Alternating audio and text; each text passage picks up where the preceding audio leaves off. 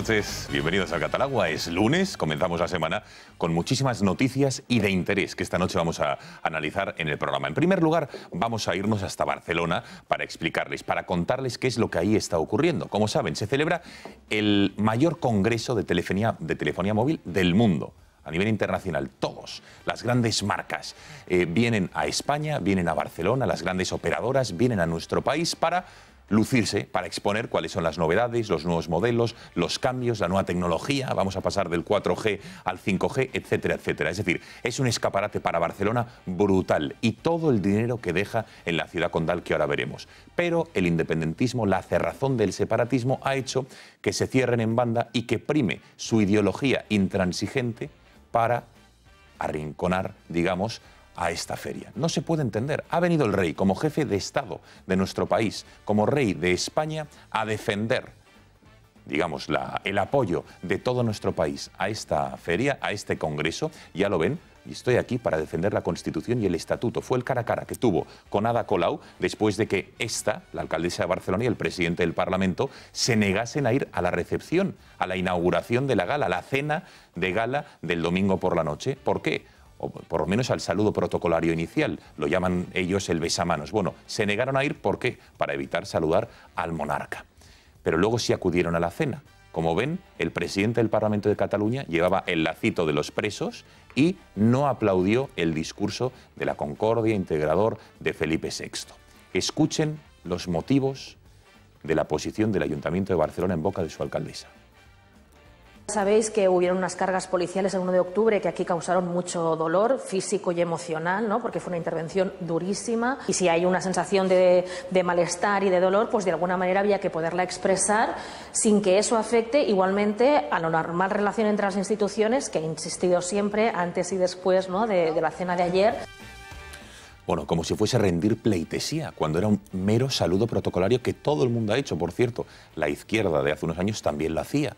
La derecha también, pero ahora parece estar de moda y más en plena crisis con el separatismo, el dar la nota y el intentar ser protagonista. Desde Podemos, fíjense cómo defienden el gesto de Colau, diciendo textualmente que no es sierva de nadie. Vean. Se ha comportado como una ciudadana del siglo XXI. Una ciudadana del siglo XXI que hace honor a sus responsabilidades institucionales, que es alcaldesa, pero que no es sierva. Bueno, y los lumbreras del separatismo repartiendo lazos amarillos en las puertas, en los aledaños del Congreso, de la Feria de Barcelona, a los congresistas, a los que van ahí, los que generan dinero, los que duermen en hoteles, los que pernoctan, los que van a restaurantes, los que van a los comercios catalanes, bueno, haciendo el ambiente francamente complicado. Incluso en el aeropuerto del Prat recibían a muchos de los congresistas haciendo el pasillo con carteles de la Cataluña oprimida, que no hay libertad de expresión, etcétera, etcétera. Es decir, poniéndolo fácil, y estoy en modo ironía, a que los organizadores del Congreso no renueven Barcelona como la sede de este gran evento de telefonía mundial. Fíjense las cifras de lo que perdería Barcelona, ni más ni menos, que desde este año hay más de 110.000 participantes, más de 2.300 empresas. El impacto económico de los últimos 12 años es de 4.400 millones de euros. Se han creado en estos 12 años 115.000 empleos. Y esto lo quieren tirar por la borda, con su cerrazón, digamos, intransigente, separatista, por parte también de la ultraizquierda. El impacto al año de este 2018 son 470 millones. 13.000 empleos se han generado de alguna manera, dejando un beneficio de 30 millones de euros. Y todo esto lo quieren tirar por la borda algunos, y que se lo digan, por cierto, a las familias, a los empresarios, a los hoteleros, a los hosteleros, que a lo mejor ven peligrar esta cita internacional de los móviles. Bueno, de todo ello vamos a hablar. Como también prestaremos atención, parece ser que estamos a punto de que haya un gobierno en Cataluña. Veremos si es finalmente Jordi Sánchez. Parece que sea la apuesta. Hoy se han reunido Esquerra Republicana, Junts per Catalunya, y han convidado a la CUP, a los antisistema, y al PDeCAT, lo que queda de la Convergencia Democrática. Y parece ser que el preso preventivo Jordi Sánchez, el expresidente de la ANC, puede que sea el próximo presidente. Veremos hasta cuándo, porque en cuanto concluya la instrucción, como le abra un juicio oral, como bien nos contará aquí el abogado de Vox, le van a inhabilitar, con lo cual va a ser presidente de la Generalitat por muy poco tiempo. Hablaremos de ello, como también de la censura. La semana pasada veíamos lo que decía la izquierda, que estábamos ante la defunción de la libertad de expresión por la sentencia de Valtònyc y también por la obra de Arco, que por cierto, una obra que van a repetir en Valencia, en Lérida y en algunas otras localidades. Saben que lo compró la mano derecha de Jaume Rauras y la va a ir exhibiendo por todo nuestro país en ayuntamientos, por cierto, de la izquierda. ¿A quién permite insultar la izquierda? Evidentemente, ya lo saben, a la Iglesia, a los políticos, bienvenida la blasfemia. A Tabarnia, por cierto, Ada Colau le ha vetado una exposición. A la monarquía, efectivamente, hablaremos de casos concretos que ha votado la izquierda. Y eso sí, prohíben que se insulte y pondrían el grito en el cielo, por ejemplo, al colectivo homosexual, a los animales. En Madrid se vetó, o en Barcelona, un cartel que era una obra de arte sobre la tauromaquia, a los refugiados, y eso sí, se ensalza en Arco y se permitió, o se ha puesto el grito en el cielo porque se haya censurado el enaltecimiento de etarras, de anarquistas, de los presos, etcétera, etcétera. Fíjense, incluso Alberto Garzón ha pedido que del Código Penal, desde Izquierda Unida, se elimine el delito de apología, de enaltecimiento del terrorismo. Vean.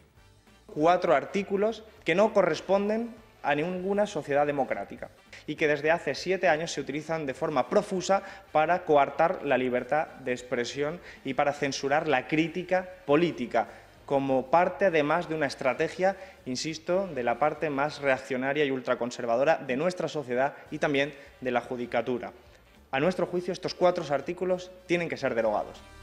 Bueno, estos son los temas que hablaremos de alguno más en el Gat al Agua, que promete ser interesante. Les presento ya a la mesa que nos acompaña. Está con nosotros Alejandro Requeijo. Alejandro, buenas noches. Buenas noches, Gonzalo. Gracias por estar en el Gato. A vosotros. Fernando Paz, buenas noches. Muy buenas noches, Gonzalo, ¿qué tal? ¿Qué tal tiempos modernos?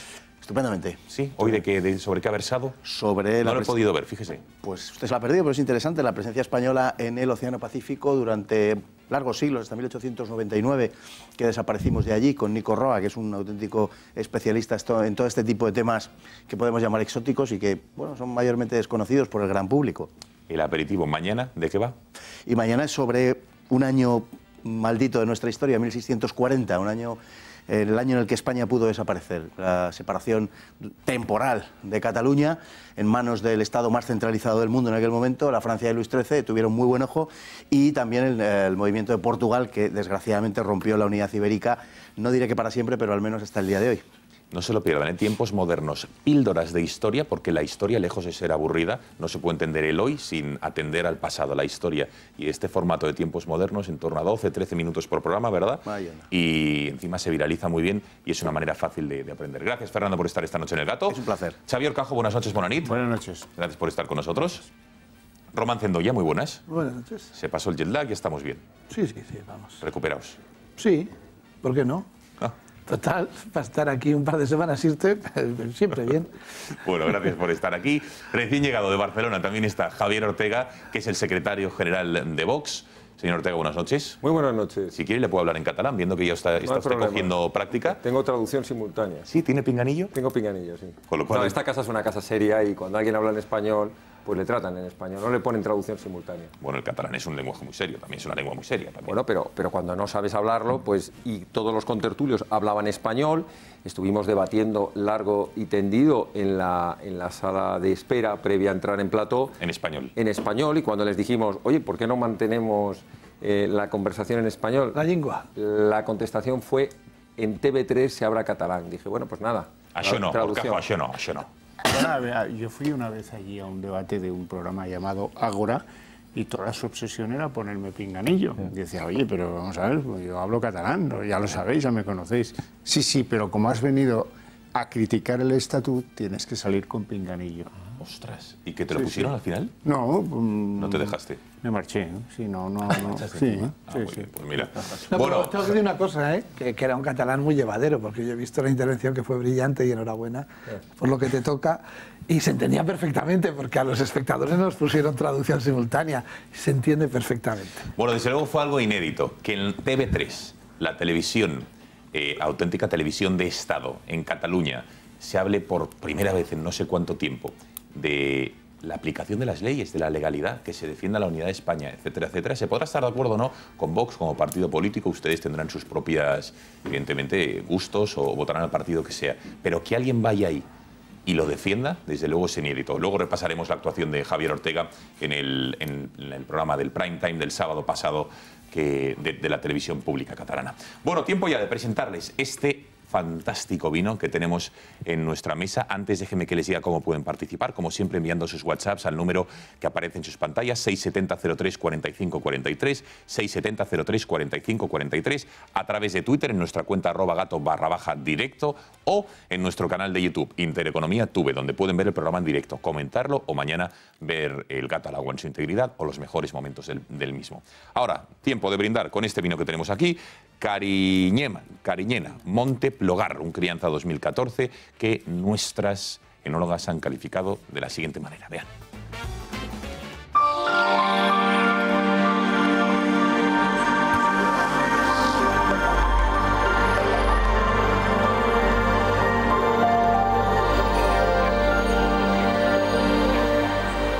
Muy buenas noches a todos. Somos Rocío García Francoy y Andrea Cerezo y vamos a estar aquí presentando la bodega del Gato.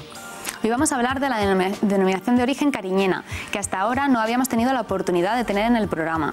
Cariñena se sitúa en pleno Valle del Ebro, con viñedos situados entre unas altitudes de 400 y 800 metros, repartidos en microclimas diferentes. Y sí, ¿qué pasa con los microclimas? Que esto favorece que existan diferentes tipos de vinos, diferentes gamas y que cada uno tenga unas características diferentes. Así que, bueno, ya sabemos que en el vino el clima es muy importante. Y, sí, es esencial. Y en esta zona, pues concepto terroir, ya sabemos, ¿no? Efectivamente. Terreno, viña y clima. El vino que vamos a catar esta noche se elabora en la cooperativa vitícola San José, en la localidad de Aguarón, Zaragoza. Es un vino resultante de la conjunción del buen saber hacer en la viña y el posterior reposo en la barrica. El vino del que hablamos se llama Monteplogar. Es un crianza de la añada 2014 y es un vino tinto elaborado con las variedades Garnacha y Tempranillo. Así que vamos a ver qué tal está, Rocío. Además, creo que es la primera vez que catamos de esta zona, sí, ¿no? Vinos en el programa. Así que bueno, son curiosos. Sí. Son nada, capa intermedia tirando alta, un color así, un rojo cereza, bastante negro, con los ribetes un poco más rojizos, más marrones, brillante. En nariz, yo creo que tiene que abrirse todavía un poquito porque... Sí, está un poco cerrado. Sí, está un poco cerrado, pero mira, ahora ya. Me salen mucho los aromas de la garnacha. Sí. Así como mucha fruta, pero se nota que no está sola. Sí, no, se nota ahí sola, madera, especias. Sí, a ver un poco.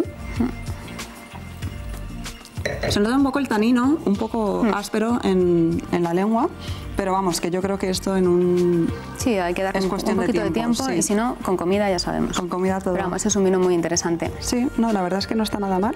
Y nada, recordemos que se puede encontrar en los lineales de Lidl.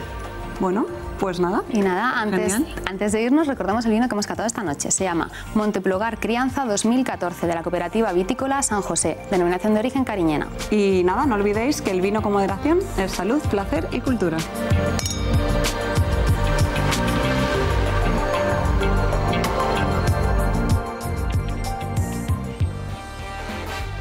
Por cierto, que este fantástico vino lo pueden encontrar en las secciones especializadas de Lidl. Bueno, ¿qué os ha parecido este vino, Paz?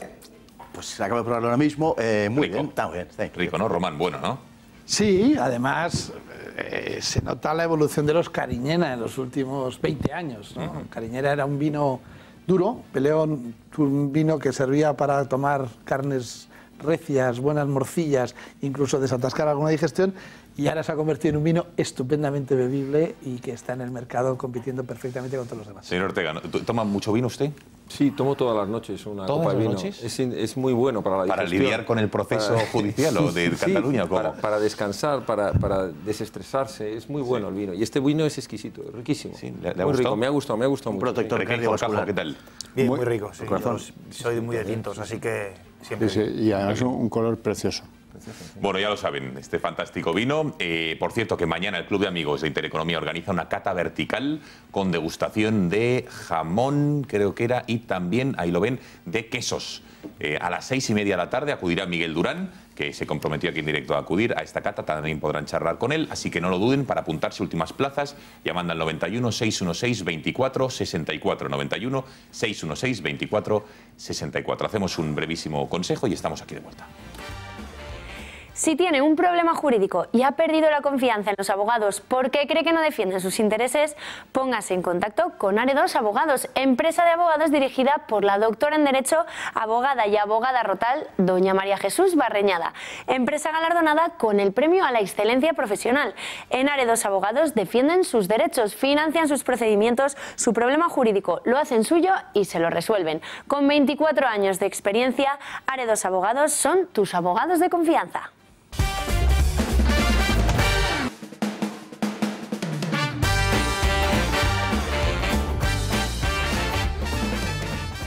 Fernando Paz, ¿algo que quiera transmitir a nuestros espectadores, que le he visto con tanta pasión defenderlo en la publicidad, o todo bien? Todo bien. No, estábamos hablando, a título anecdótico, de una futurible, hipotética y posible unión de España y Portugal, ¿no?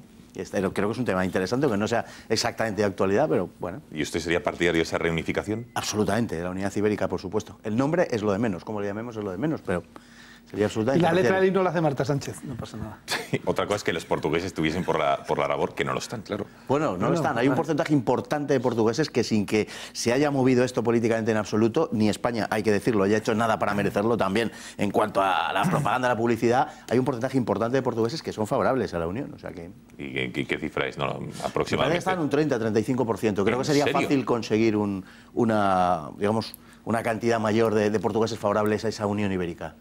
Bueno. Pues nada, un día podemos hablar del asunto, desde luego, otra pildorita de historia. Bueno, si les parece, vamos a la actualidad, nos vamos hasta Cataluña. También me gustaría comenzar con los aspectos judiciales del proceso independentista. Saben que el viernes pasado el ex mayor de los Mossos d'Esquadra, el señor Trapero, desfilaba por la Audiencia Nacional, finalmente le dejaban en libertad condicional y hoy...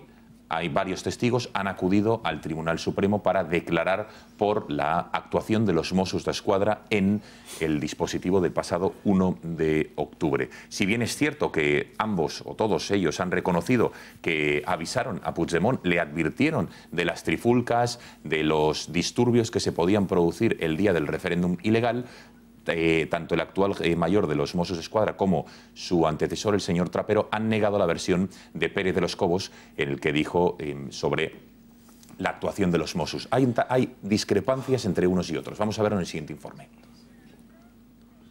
Correos electrónicos, actas y dosieres internos de los servicios de información de los Mossos revelan que diseñaron una estrategia operativa, el Plan Ágora, un proyecto secreto destinado a cubrir apariencias ante el Tribunal Superior de Justicia de Cataluña y el Ministerio del Interior.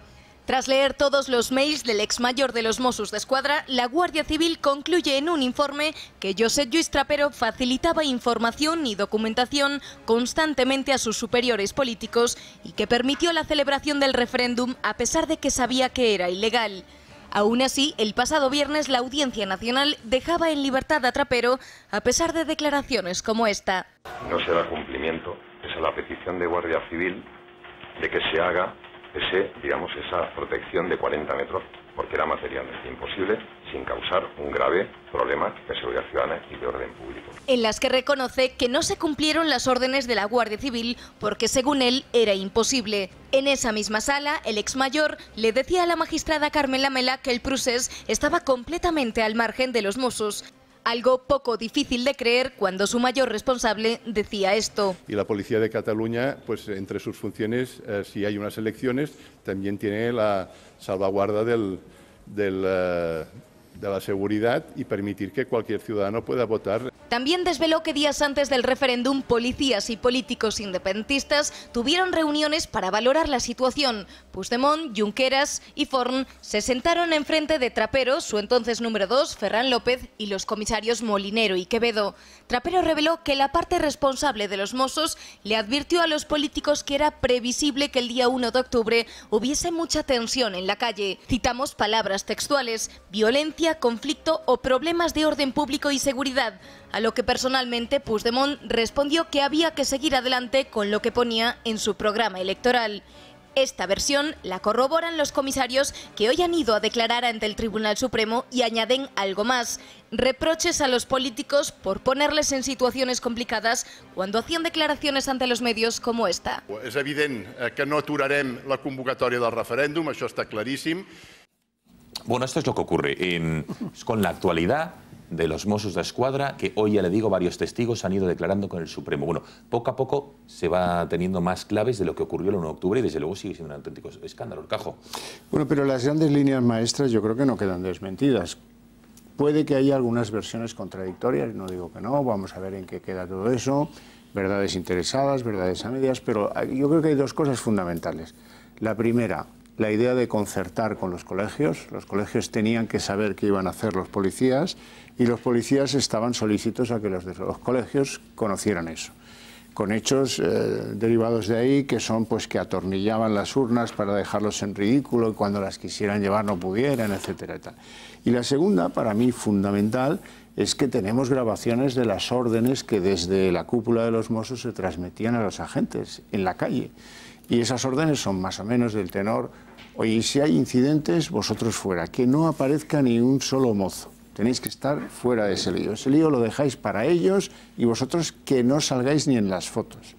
Yo creo que es más claro el agua de lo que se les estaba exigiendo a los agentes. Además, hemos visto otras grabaciones en las que llega el agente bonachón, dels nostres, y le dice a los del colegio: bueno, yo tengo la obligación de preguntaros, ¿verdad que no me dejáis que me lleve las urnas? No, parece una verbena, esta la recordáis, ¿no? Sí. Bueno, pues yo creo que eso es lo fundamental. Todo lo demás, lo declarativo, pues el señor Trapero tiene derecho a mentir, como todos los imputados en nuestro sistema penal.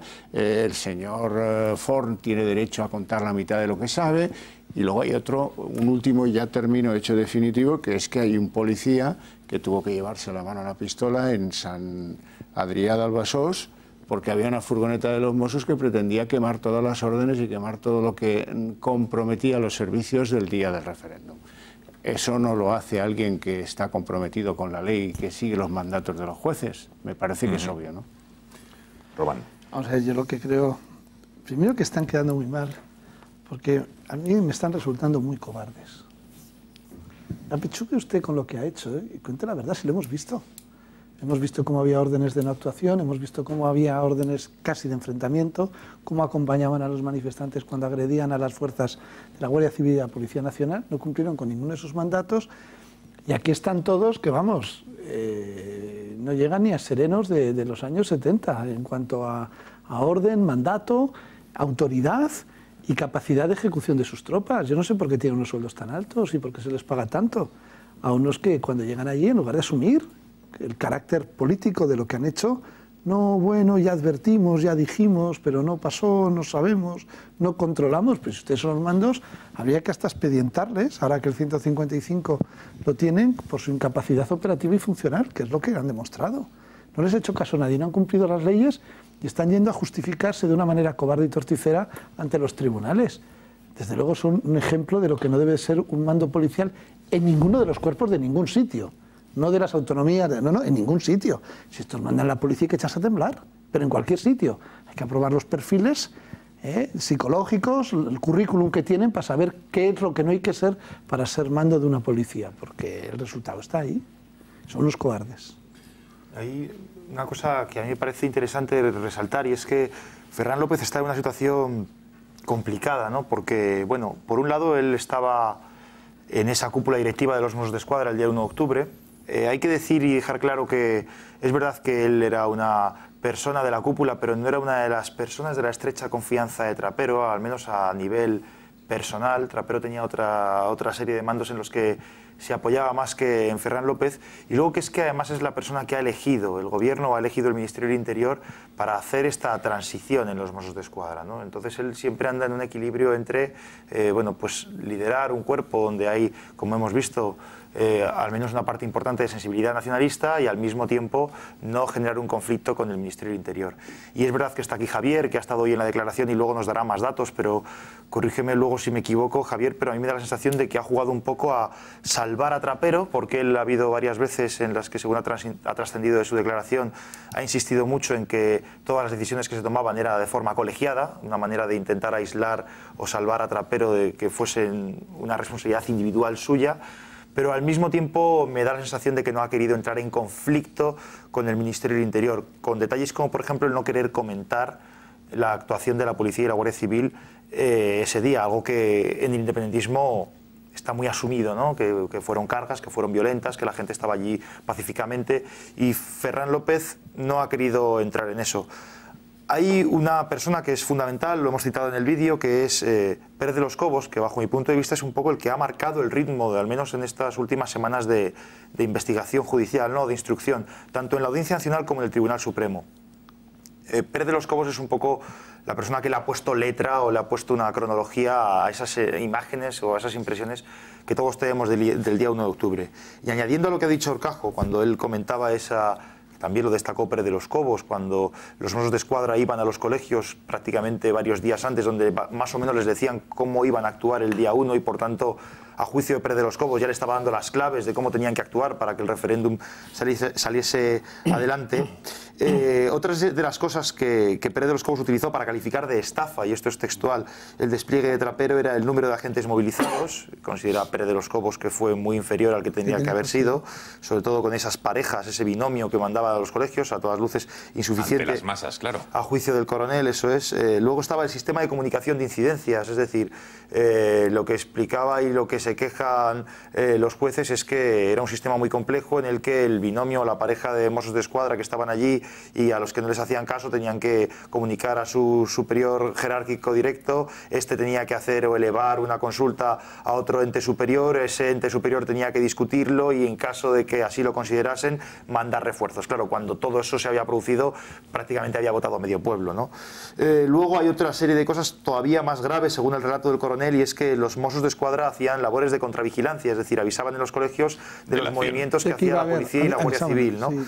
Bueno, en los colegios y en toda Cataluña, o sea, hacia dónde estaba yendo. Sí. Y que luego la manera de contabilizar los colegios en los que intervenían, según los informes de la Guardia Civil, los Mossos de Escuadra se apuntaban colegios cerrados que ni siquiera habían abierto esa mañana, ¿no? Entonces, todo eso que dijo Pérez de los Cobos es ante lo que tienen que contestar tanto estos testigos como, evidentemente, Trapero la semana pasada en la Audiencia Nacional. Bueno, enseguida le preguntamos la opinión de Paz y también Javier Ortega, el abogado de la acusación popular, que ha estado hoy en el Supremo, en la declaración de Ferran López, y nos dirá exactamente qué es lo que ha dicho y, sobre todo, esa contradicción que supuestamente ha expresado de Pérez de los Cobos, diciendo que sí que conocía perfectamente el dispositivo del 1 de octubre.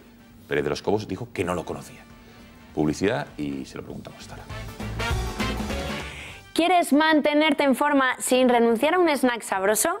Con Crucox y Cruchips lo conseguirás. Sorprendentes, novedosos, apetecibles y llenos de virtudes nutricionales por su alto contenido en proteínas de calidad. Así son los nuevos aperitivos Crucox y Cruchips Light. Su composición los hace ideales para la recuperación muscular durante y después del ejercicio. Crucox es un snack cárnico de cecina deshidratada muy sabrosa y Cruchips Light son unas láminas crujientes de vacuno deshidratadas. Inspirado en la tendencia del beef jerky, son una forma novedosa de disfrutar de un apetitoso aperitivo con efecto saciante y bajo aporte calórico, especialmente indicados para los deportistas y para los que se preocupan por mantener una vida sana. Crucox y Cruchips Light son también ideales como complemento o aderezo alimenticio, 100% vacuno con una elaboración tradicional. Incorpora Crucox y Cruchips Light a tu dieta, no te arrepentirás y tu cuerpo te lo agradecerá. Más información en crucox.es.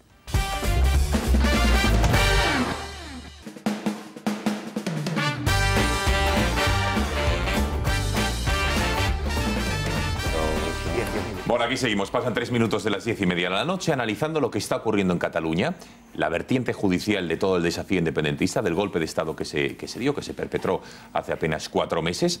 Y hoy estaban desfilando en el Tribunal Supremo los testigos, en este caso el actual mayor de los Mossos, Ferran López, mano derecha o no, ahora lo veremos, del antiguo mayor, el señor Trapero, diciendo varios titulares, entre otras cosas, que sí que se avisó a López de los Cobos, el coronel de la Guardia Civil, que fue a coordinar todos los mandos policiales del 1 de octubre. Venga, Fernando y después Javier, que ha estado presente en esa declaración. Bueno, yo creo que esto no sorprende a nadie, digamos que es la versión judicial de lo que ya sabemos un poco por sentido común y ahonda en los ribetes de farsa que tiene toda esta historia, dentro de que hay una cierta estrategia que algunos pues no comparten. Hemos visto cómo se ha ratificado que Forn no les ordenó incumplir, según dicen, las órdenes judiciales de impedir el 1 de octubre. Admiten que el dispositivo era insuficiente, por otra parte, absolutamente insuficiente. Y aquí hay una cuestión en la que yo creo que nos sorprende a muchos, ¿no? Y es el rumbo que ha tomado la investigación sobre el señor Trapero. No se acaba de entender cómo alguien que es absolutamente crucial para el desarrollo de lo que sucedió, parece que de momento está escapando relativamente bien, podemos decir, de toda esta historia, ¿no?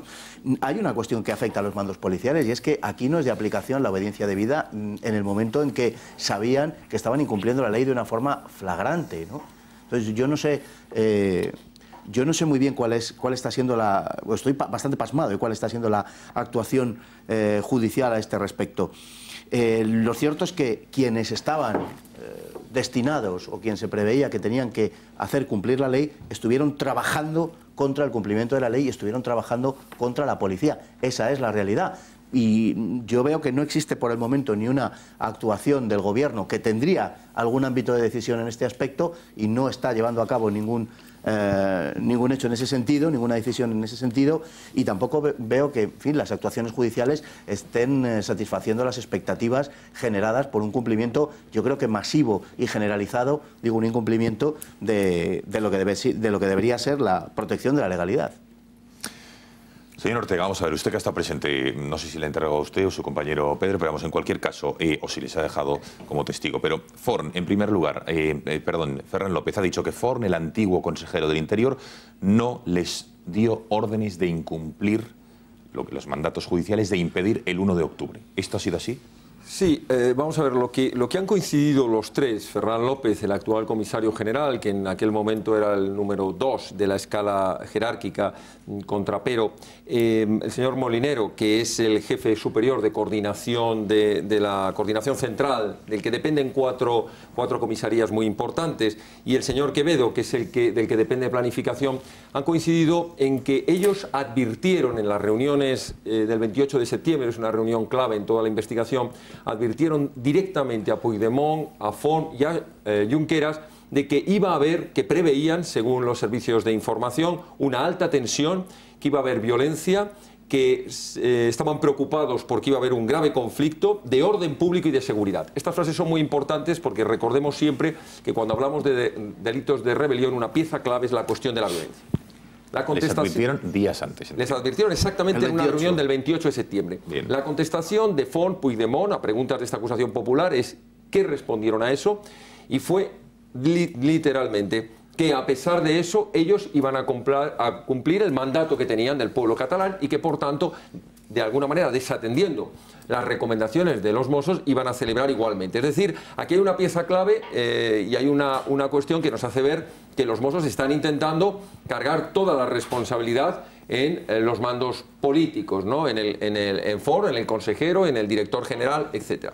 Segunda cuestión importante que ya se ha mencionado en la mesa, la cuestión de la insuficiencia. Han reconocido que es insuficiente. Hay un dato fundamental. Le hemos preguntado exactamente cuántos efectivos dispusieron el día 1 de octubre. 7.000 efectivos de los Mossos. Tengamos en cuenta que era una jornada... En las calles. En las calles, en total, 7.000 efectivos. Recordemos que hay 17.000 Mossos en el cuerpo de los Mossos. 7.000 efectivos para el 1 de octubre. Una jornada que se preveía tensa, como los propios Mossos estaban advirtiendo.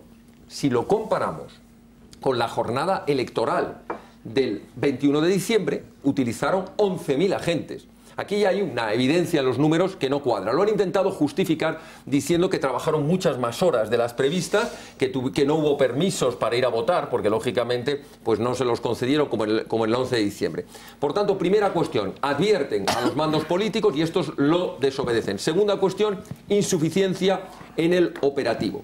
Para nosotros una cuestión importante, también se ha mencionado en la mesa, es que no han querido entrar en valoraciones. Además, de manera clarísima, la insistencia de las preguntas de la defensa de los investigados sobre qué opinaban del operativo de Guardia Civil y Policía Nacional, si tenían conocimiento de cargas violentas. Ha sido llamativo como el señor Ferran López ha dicho que no había habido cargas, que él no lo había dicho en ningún momento.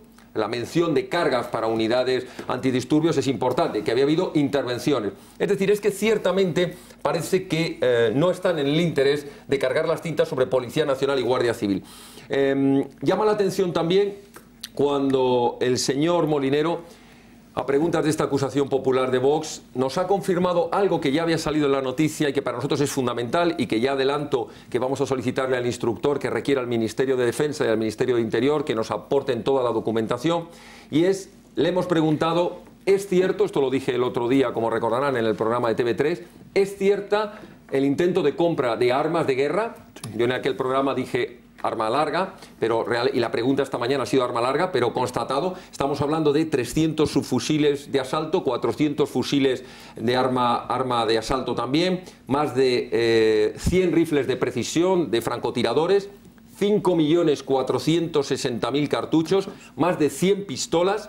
Estamos hablando de 500 granadas explosivas, estamos hablando de un material calificado técnicamente como material de guerra que fue parado gracias a una de las fábricas alemanas que advirtió al Ministerio de Defensa e inmediatamente se paralizó. Y no estamos hablando de hace 2 o 3 años, estamos hablando de unos meses antes del golpe de Estado. Esta es una cuestión fundamental de la que le vamos a pedir al instructor que requiera, ya digo, al Ministerio de Defensa para que aporte todo esto. Bien, pues a preguntas que se le hizo al comisario Molinero, que recuerdo que es quien llevaba la coordinación central y la cuestión, una de las 4 comisarías que dependen de él es la de recursos, es decir, la encargada de la compra del material. Le preguntamos si había tenido conocimiento de esto y nos afirmó que sí, que no recordaba los detalles, pero recordaba que le habían paralizado esa compra a la comisaría que dependía de ellos. Y por añadir alguna cosa... ¿Y no le preguntasteis para qué?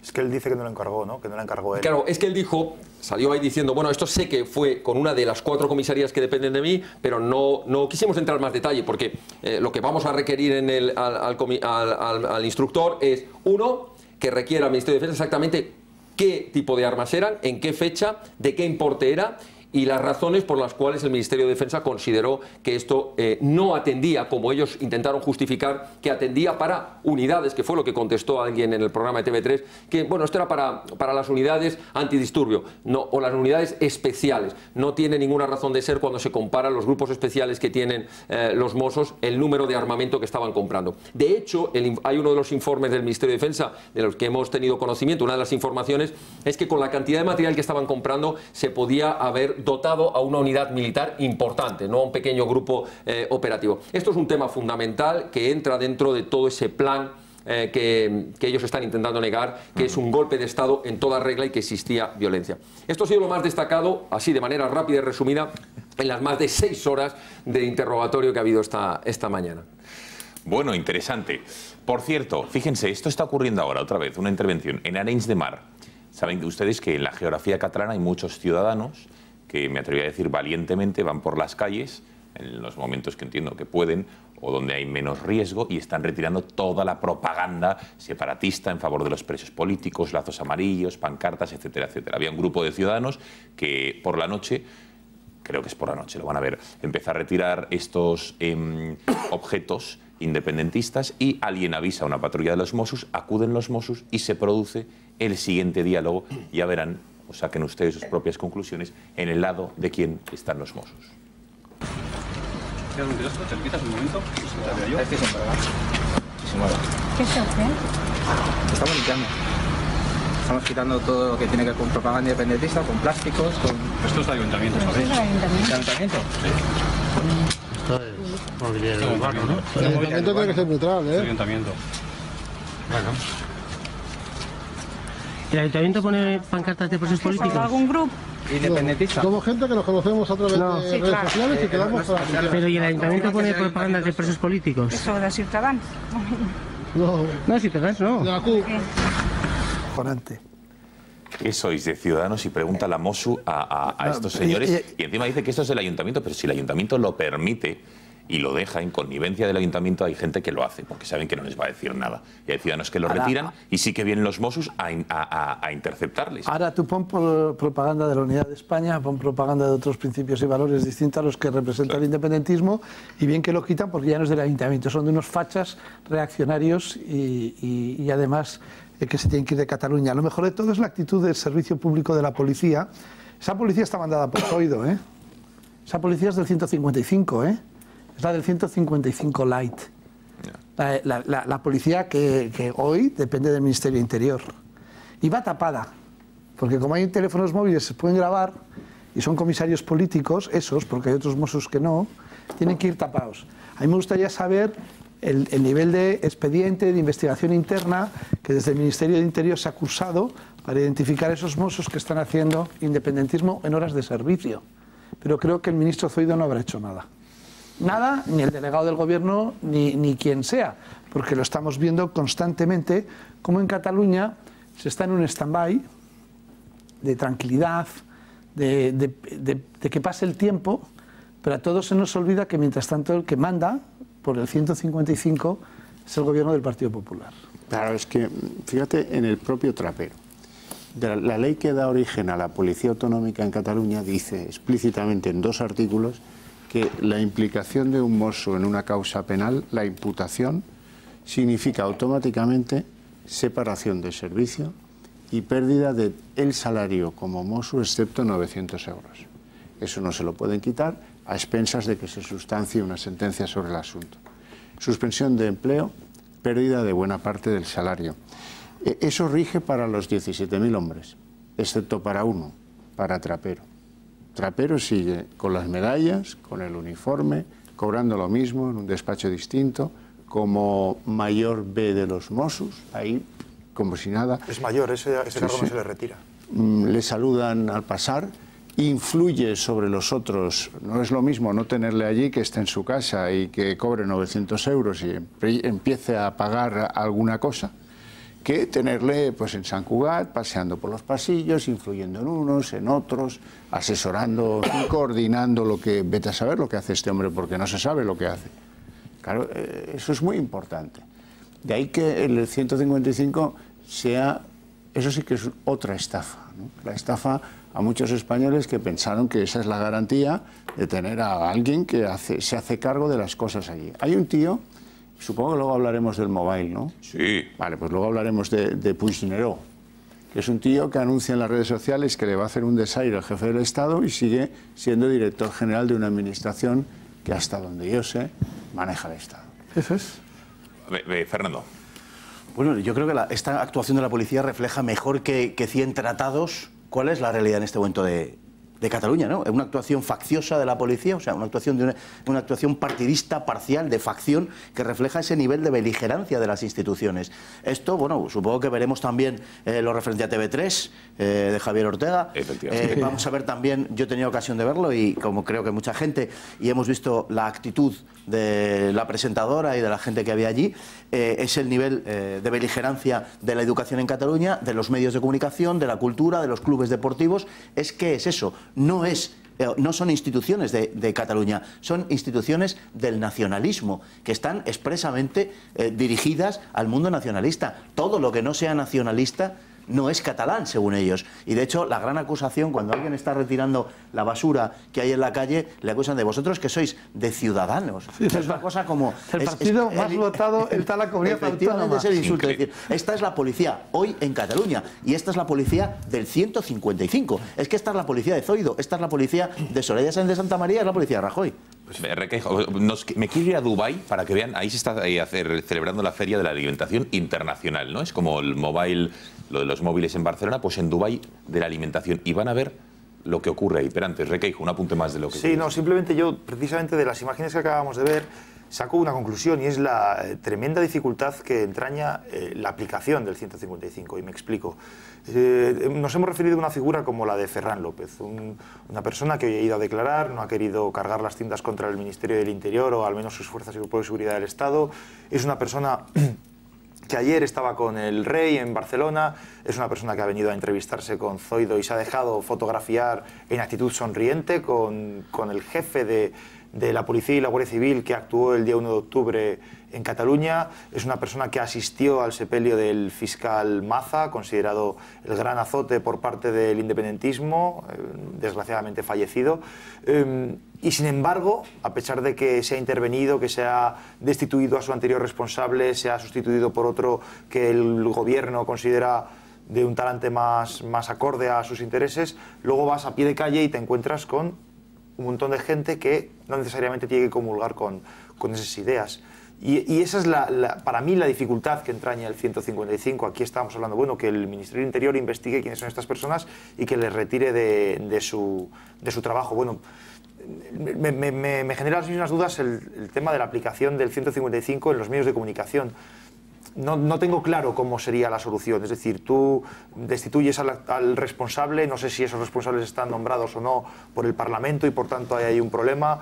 No, a lo mejor no basta simplemente con el responsable, sino que luego qué haces a lo mejor con el director de informativos o el director de la sección de Nacional o de la sección de Política, los propios redactores que tengan también su forma de entender la realidad. Por eso digo que a mí de esas imágenes, precisamente la conclusión que saco es la dificultad que entraña una aplicación del 155 total. Sí, desde luego que fácil nadie ha dicho que sea, pero desde luego que se podía haber hecho mejor de lo que se ha hecho, probablemente sí. Pero bueno, en cualquier caso, el asunto es difícil. Bueno, vámonos a Dubái, porque los pasados entre el 18 y 22 de este mismo mes se ha celebrado en Dubái, en los Emiratos Árabes Unidos, la Feria Internacional Gulf Food 2018. Se celebra la feria más grande de Medio Oriente, sin lugar a dudas, para la industria de la alimentación y la hospitalidad. Bueno, es un salón culinario. Acoge, tengo datos aquí, 95.000 visitantes y hay stands de 152 países. Vamos a ir viendo algunos de ellos. Hemos hecho un vídeo, vamos a ir viendo, a ver si lo podemos ir viendo y lo vamos a ir comentando. Los países que van apareciendo, fíjense, algunos de ellos, ven ahí el stand de España, efectivamente lo ven, hay muchos otros, Estados Unidos, Francia lo vemos ahí al fondo, Polonia también tenía su stand, ya les digo que genera, hay 5.000 expositores, 152 países, con Francia también es una cuna, España es muy importante para nosotros, Holanda también está ahí, para nosotros esta feria es francamente importante, Estados Unidos, Alemania, bueno, muchísimos países. Lo que nos llama la atención es que al final de la feria, mientras iba haciendo este traveling nuestro cámara, nos vemos también Brasil y al final de todo, ¿qué es lo que vimos? El stand de, fíjense al fondo, Cataluña. Ahí lo ven. Cataluña, que tiene stand propio en paralelo al de España en esta Feria Internacional de la Industria de la Alimentación, de la Hospitalidad, con Barcelona, que es el gran reclamo, ahí lo ven, y Cataluña, y ahora van a ver cuáles son las empresas que sean, digamos, la gran mayoría de la industria catalana estaba en el stand de España. Pero vamos a ver algunas de las empresas, a ver si conocéis algunas, ¿podemos verlas? Algunas de las empresas que estaban en el stand de Cataluña, ahí lo ven, Anela Fruits, Arrussarías del Delta del Ebro, Catalonia Prodeca, Configirona, la mayoría son de la provincia de Gerona, perdón, del grupo Pons. La última sí que los Turrons Vicens sí que hacen competencia directa, digamos, a los de Gijona y demás, pero estas eran algunas de las empresas expositoras. Y la pregunta es, ¿quién ha pagado ese stand? Porque el de España, evidentemente, está España, entiendo que estará el Ministerio de Asuntos Exteriores, una delegación de turismo, y en Cataluña pasará lo mismo. ¿Cómo es posible que bajo el 155, en esta feria internacional, Cataluña tenga un stand propio separado del de España? ¿Quién lo ha pagado? Pues el mismo que ha pagado el de España, usted y yo. Tenga la absoluta seguridad. Bueno, hombre, hay una explicación temporal. Probablemente eso se contratase antes de la aplicación del 155 y ahora han ejecutado el contrato y lo han aprovechado esos empresarios que no quieren estar en el conjunto de lo que podríamos llamar el redil constitucional, que los hay, que son muchos. Hoy, por ejemplo, pues hay mucha gente en Barcelona, he visto muchas encuestas en medios de comunicación que no condenan en absoluto lo que ha hecho Ada Colau. Me parece súper bien. El desplante al rey. Sí, sí. Claro, tenemos que ver estas cosas.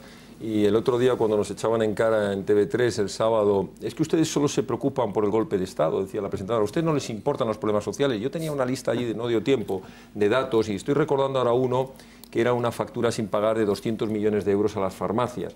No, mire usted, mientras que usted se dedica a hacer este tipo de stand, que al final rompen la imagen exterior de España, mientras que usted mantiene embajadas en el exterior, que por cierto, el gobierno del 155 no las ha cerrado todas y no ha expulsado a la calle a todos los que viven allí, pues resulta que luego no hay para pagar las farmacias, luego resulta que tienen que cerrar un 18% de las consultas de las tardes, etcétera, etcétera. Al final, los catalanes son los primeros perjudicados de este robo a mano mano armada, y subrayo lo de armada, este robo golpista que tiene un coste elevadísimo también para nuestra economía y nuestra imagen exterior. O sea, es vergonzoso, y es vergonzoso ciertamente que haya un supuesto 155 que esté permitiendo que todavía estas cuestiones y tantos cargos públicos que siguen cobrando auténticas millonadas a costa de insultar a España dentro y fuera. Bueno, Javier Ortega estuvo el pasado sábado en el programa de TV3 en prime time de Preguntas Frecuentes, un programa que ya les digo que es como la principal tertulia o programa magazine de análisis político que se celebra a día de hoy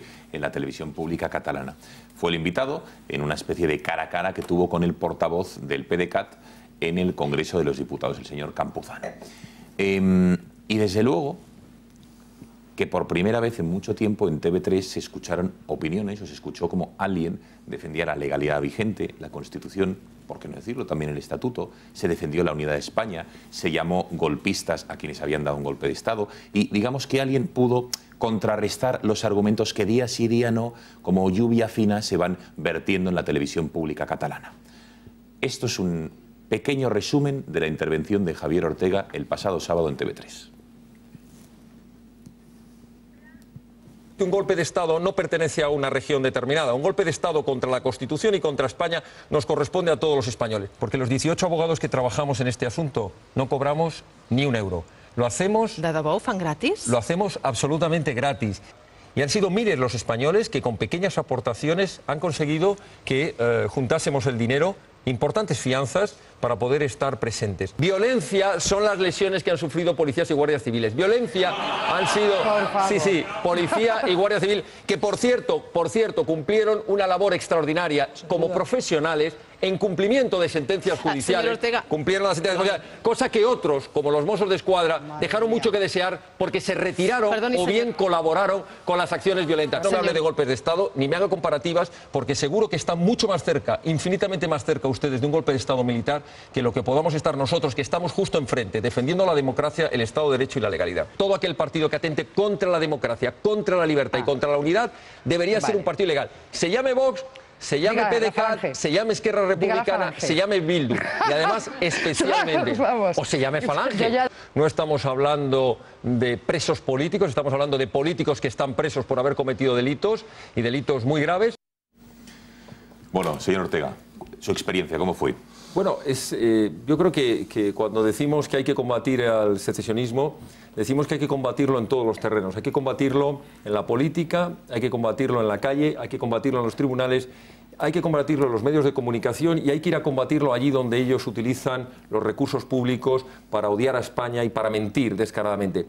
Lo que pasa es que yo digo que cuando me han llegado muchos comentarios de gente que le ha gustado, yo digo que no hacemos otra cosa que lo que es normal. Lo que pasa es que en España defender lo normal, decir que hay que cumplir las sentencias, que los golpistas tienen que estar en la cárcel, que hay que perseguir al que hace malversación de caudales, se convierte en algo extraordinario. El ir a un medio de comunicación a explicar cuestiones razonables, cuestiones lógicas, pues resulta que parece algo extraordinario, porque llevamos más de 30 años soportando la anormalidad de un sistema de comunidades autónomas, y especialmente en Cataluña y en el País Vasco, donde quienes odian a España tienen todos los medios, todos los recursos, y el resto de los españoles parece que hemos asumido esta situación. Yo creo que ya hay millones de españoles que han dicho basta, independientemente del partido al que puedan votar, que ya están hartos y cansados de este insulto, de este robo y de este desprecio, ¿no?, a la libertad de expresión, este desprecio a la unidad de España, a nuestras instituciones, a nuestra historia.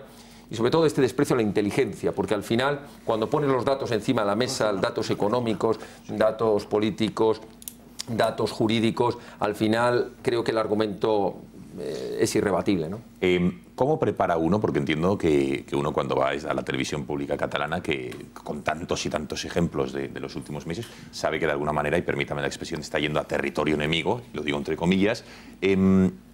¿Uno tiende o tiene la tentación de amilanarse o no? Lo digo porque no debe ser fácil con público. Luego veremos, hemos preparado un informe porque tenía usted todo en contra. Pero bueno, ¿cómo se prepara un debate en este sentido? ¿Va con más miedo? ¿Cómo es?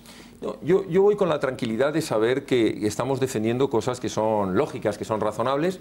Yo a la hora de preparar los distintos temas, la cuestión referente a la imposición lingüística, las cuestiones referentes al daño económico que están haciendo a España, las cuestiones jurídicas del procedimiento como acusación popular, las cuestiones para rebatir el supuesto derecho de autodeterminación y tantos temas que podrían salir, yo iba poniendo arriba falso.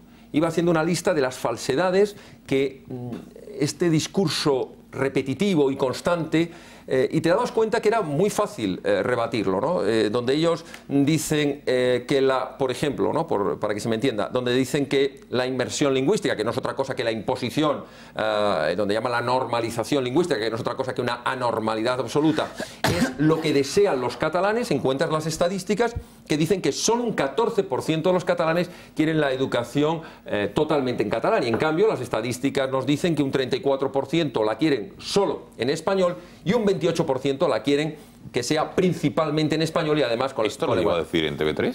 Esto no, estoy recordando datos de cosas que no llegaron a darme, ¿no? No, porque llega usted a decir esto y vamos, se les cae, vamos... Claro, pero no daba tiempo, es decir, yo de distintas materias pues llevaba datos de este tipo. Quiero decir que la mejor manera de combatirlos no es haciendo un discurso de apología ni un discurso de sentimiento, es poniendo los datos encima de la mesa. Oye, yo llevo una lista de 37 empresas, la mayoría empresas que están en el IBEX 35, que han decidido marcharse de Cataluña. Sí di uno de los datos, por ejemplo, económicos, de una pérdida de un 75% en 3 meses de la inversión extranjera. Y así podríamos seguir hablando de la pérdida en el comercio, el aumento, el cálculo que hay de paro de aquí al 2019 por culpa del proceso, son 80.000 puestos de trabajo. Y esto hay que ponerlo encima de la mesa, hay que decírselo a los catalanes para que despierten, porque el proceso es sinónimo de la ruina más absoluta.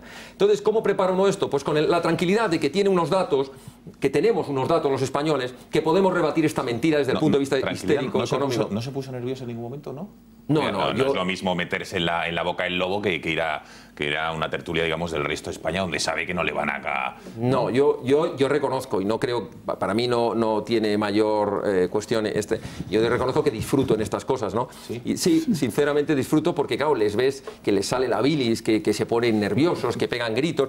Luego podría contar una anécdota, si me la permites. Hubo algo muy curioso que no se vio en televisión. Si no le importa, después de la publicidad. Perfecto. ¿Vale? Hacemos una brevísima pausa de publicidad. Por cierto, ya está Diego Sánchez de la Cruz en nuestro plató para analizar todas las consecuencias, digamos, económicas que tendría para Barcelona, para Cataluña, el hecho de que perdiesen este Congreso Mundial de Móviles. Le vamos a preguntar qué es lo que aporta, empleos, de riqueza, etcétera, etcétera. Y también con Javier Ortega, aparte de que nos va a contar esta anécdota, van a ver la puesta en escena en TV3. Todo estaba en contra de él. El pinganillo le pusieron, no tuvieron la deferencia de hablar con él en español. Sí, lo hicieron en maquillaje, en los camerinos. Los mensajes de texto, aquí ven mensajes y nunca se ha insultado. O sea, aquí el único filtro que hay, pueden decir ustedes lo que quieran, es que se evita el insulto, más que nada por el respeto a los invitados y a los tertulianos. Después, evidentemente, esa cobra que le hizo Pilar Rahola, no sé, ¿le hubiera gustado besarla? No. Qué asco. Evidentemente era un órdago, si me hubiera besado me hubiera quedado absolutamente... Bueno, pues Pilar Rahola también lo van a ver, le negó el saludo, ya no es el beso, podría ser una mano, la mano, un beso a Javier Ortega. Esta es la educación de la representante del independentismo, del separatismo, porque esa que va, están todas las tertulias, a todas horas, por la mañana, al mediodía, en la noche, en la televisión pública, en la privada, en todos lados está Pilar Rahola, y es la maleducada de turno. Consejo y estamos en vuelta. ¿Necesitas una página web?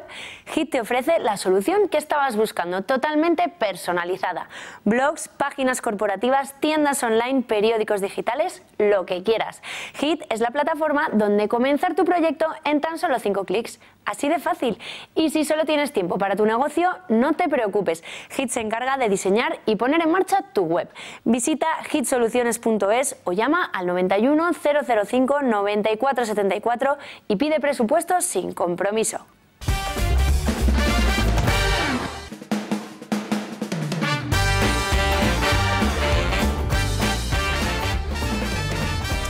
Aquí seguimos en el catálogo, acompañados por Alejandro Requeijo, Fernando Paz, Xavier Cajo, Román Cendoya y Javier Ortega, analizando la actualidad. Y uno de los puntos que sigue coleando hoy, lunes noche, es esa entrevista cara a cara que concedió, que mantuvo Javier Ortega el pasado sábado en prime time en la televisión pública catalana.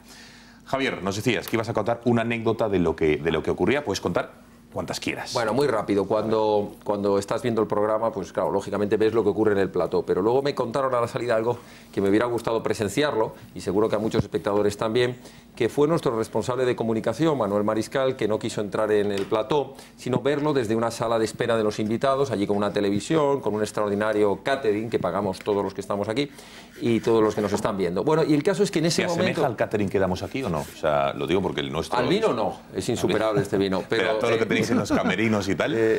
No, la verdad es que no.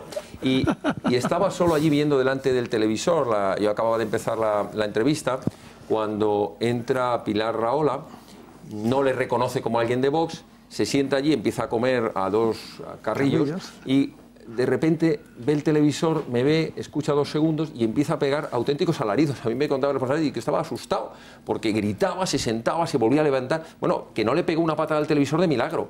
Profería todo tipo de gritos, de insultos, hasta que entró, por cierto, uno de los abogados que está en las defensas de esta causa, entró y le debió hacer alguna indicación, cuidado que ese es de Vox. Entonces se marchó del camerino dando un portazo.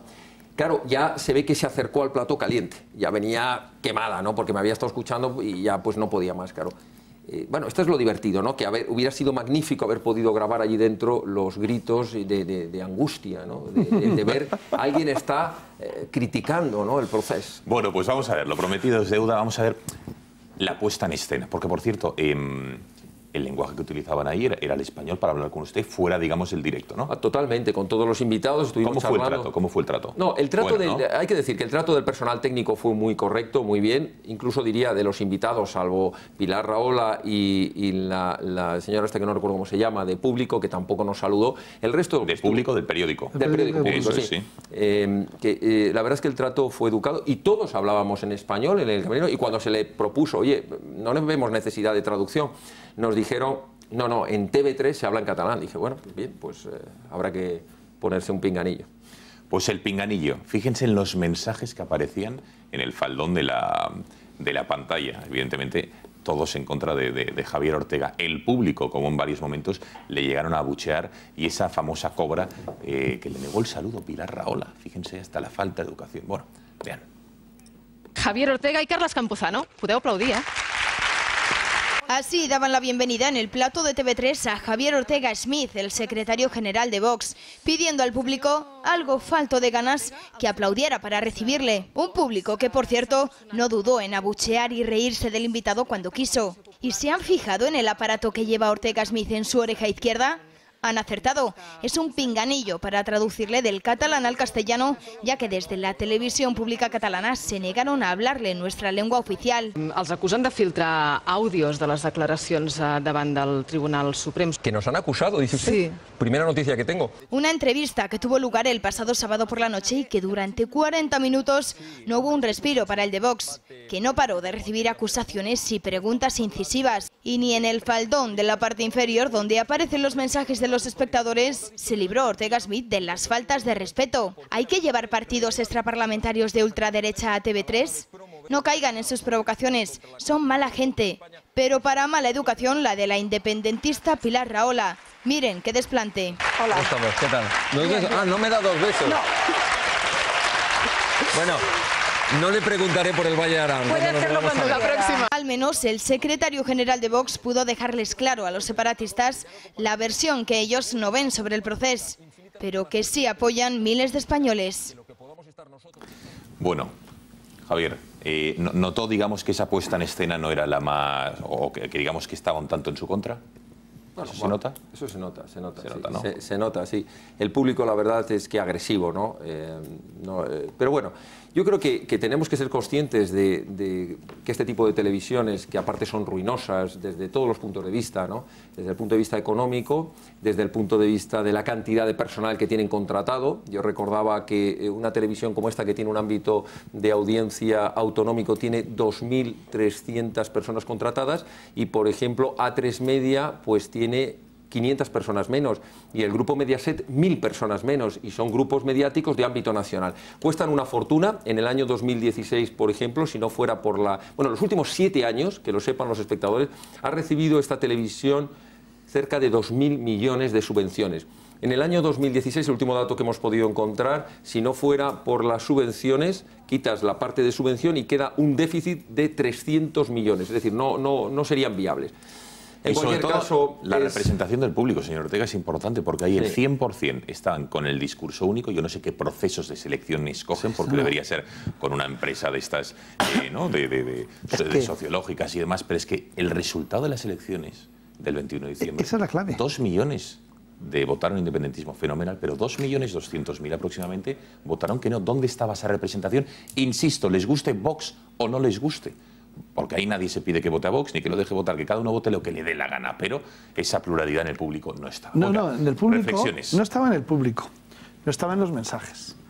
El programa en mitad de la entrevista cambió de formato, porque yo quería era un formato de un debate por tu parte con el de PDeCAT, y de repente la presentadora pasó a ser un debate a 3, en el que ella tomó posición clarísima y te rebatía. Es decir, cuando el representante PDeCAT no tenía la suficiente beligerancia, que fuiste muy educado en no llamar la atención. Es decir, oiga, bueno, acepto las reglas del juego, pero ahora ya veo que esto es un debate de 2 contra 1. Bueno, esta presentadora, Román, perdona, esta es la que llevaba una camiseta de Carles Puigdemont con su caricatura hace 3-4 semanas. A ver si la podemos recuperar.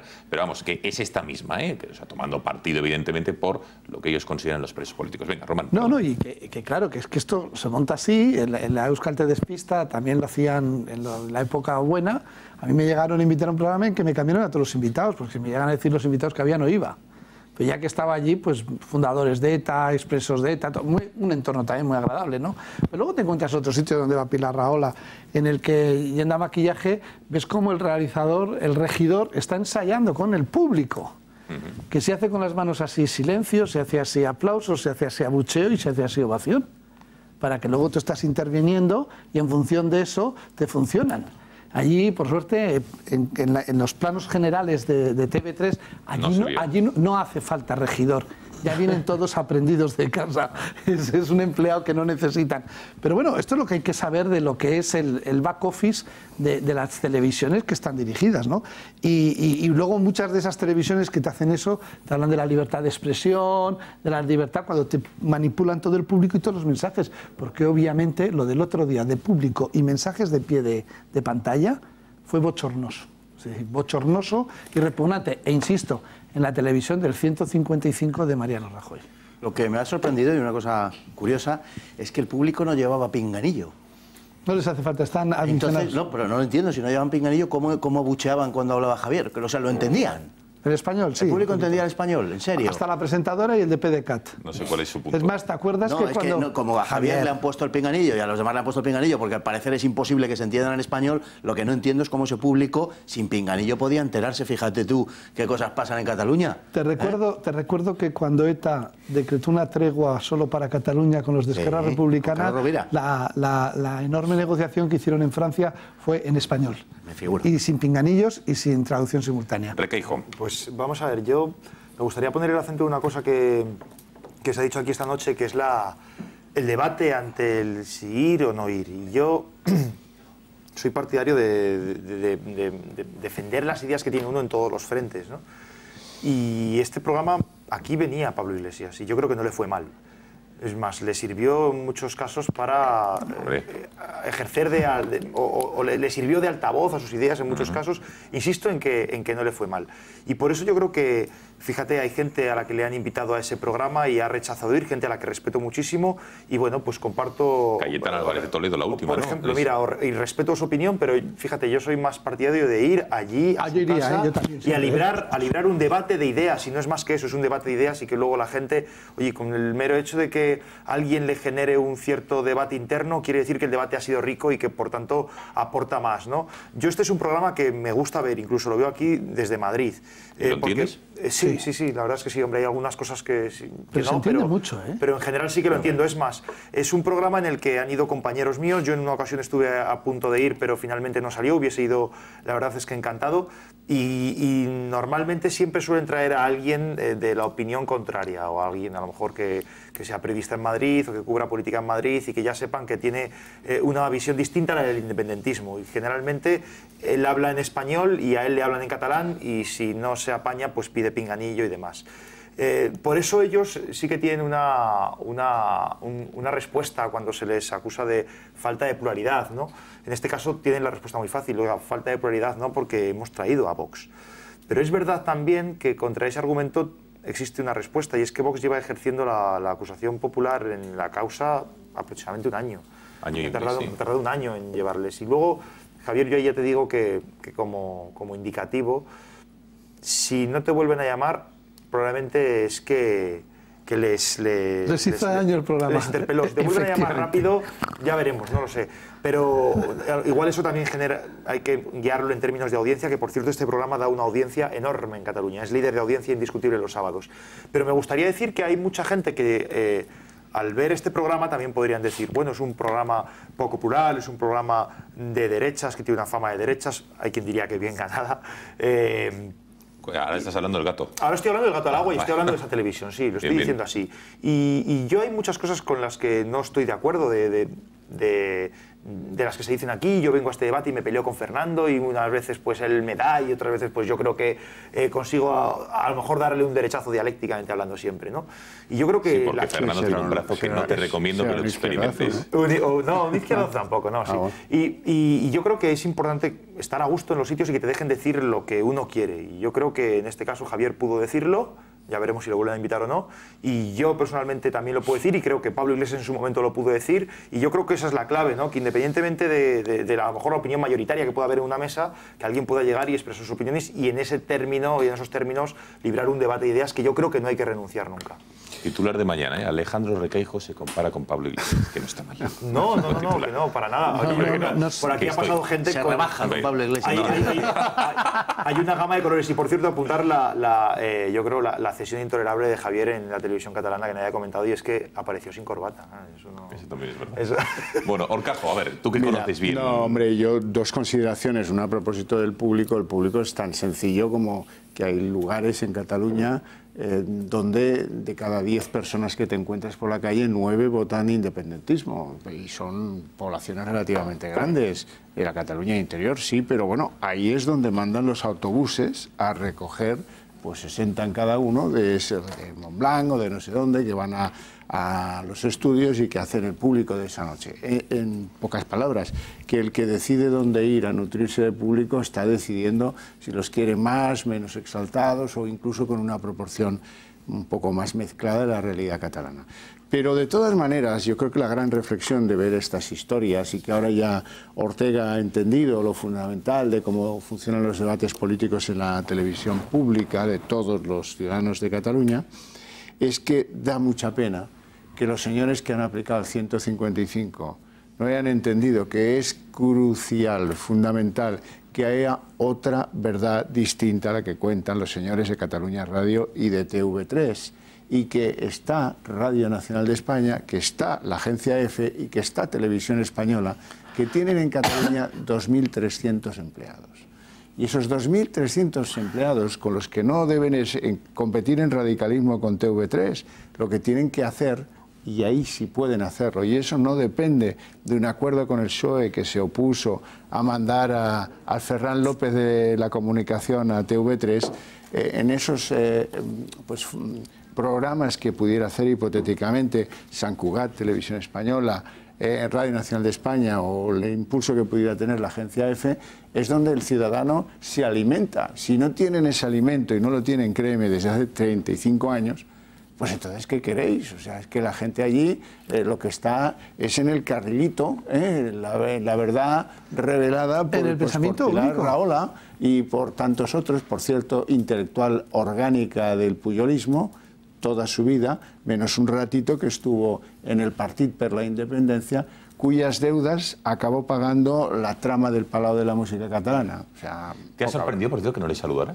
O sea, no, ella es profundamente maleducada. Yo recuerdo un viejo incidente que tuve en una redacción con ella, porque los redactores de esa casa, que era el diario Avui, estaban muy molestos de que, sin que ella trabajara allí, de repente pues apareciera sobre sus hombros cuestionando lo que estaban escribiendo en sus artículos del día siguiente. ¿Tanto como eso? Sí, tanto como eso, y alguno más molesto porque, bueno, pues era verano y ella no es muy partidaria de la ducha, que es tan saludable para... ¿Sabes? Y entonces molestaba a algunos redactores. Bueno, en fin, en esos temas saben ustedes que no vamos a entrar y a estas horas tampoco. Pero bueno, en fin, en cualquier caso, ella es así, maleducada lo es.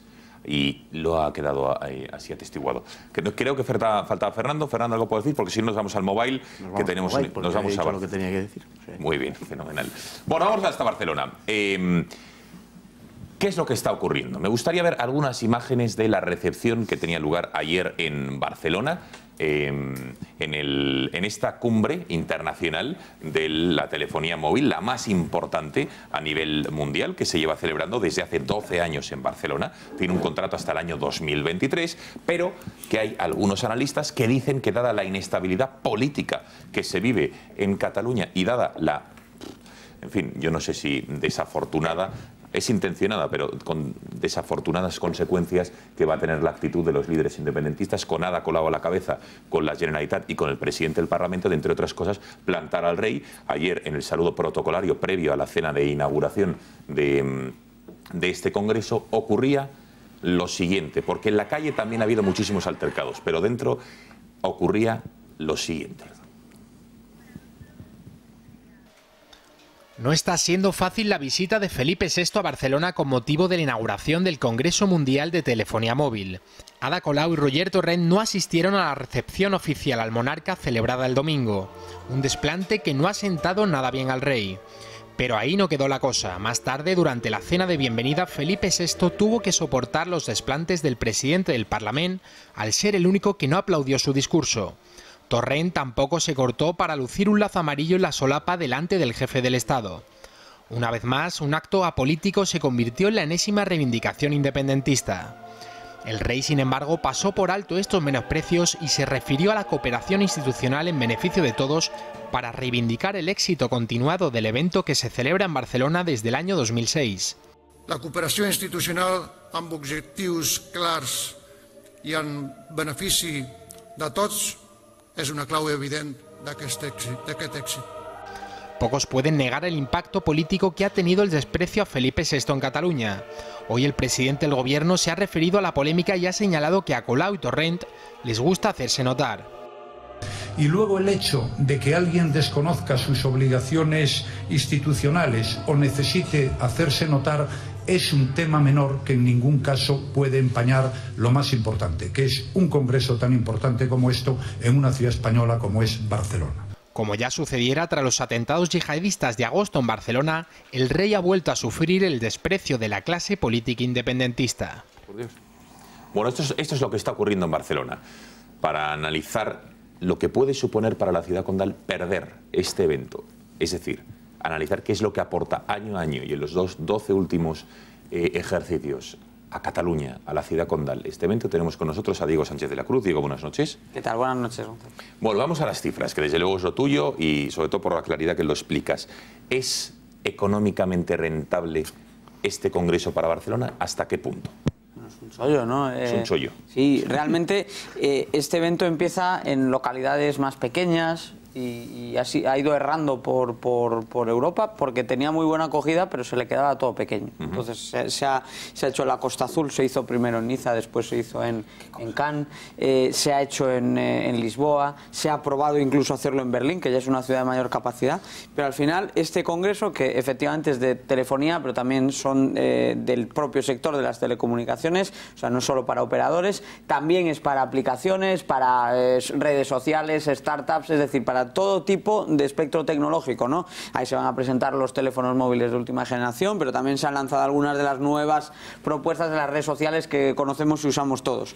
Entonces, encontró en Barcelona, el Mobile World Congress, encontró en Barcelona un sitio donde sí se daban las características que estaban buscando desde hacía tanto tiempo, porque, como digo, prácticamente cambia de sede una media de cada 4 o 5 años el proyecto durante 2 décadas. Esto nace un año antes de que yo naciese. Esto nace en el año 87 y hasta el año 2006 no llega a Barcelona, va pasando por distintas capitales europeas.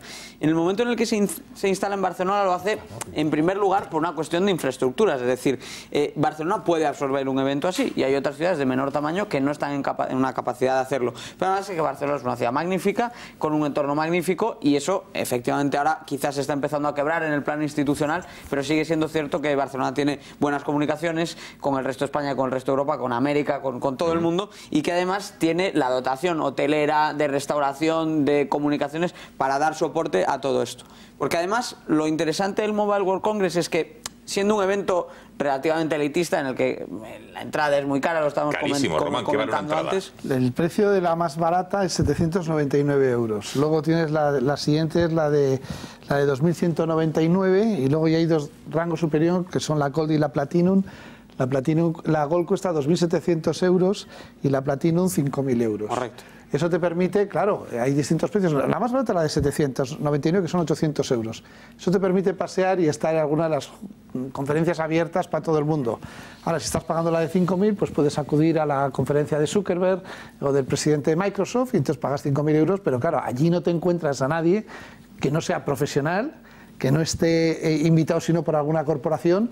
Porque... O sea, Román, esto no es para el público en general. No, en absoluto. Esto no tiene 2 días como Arco o Fituro, no.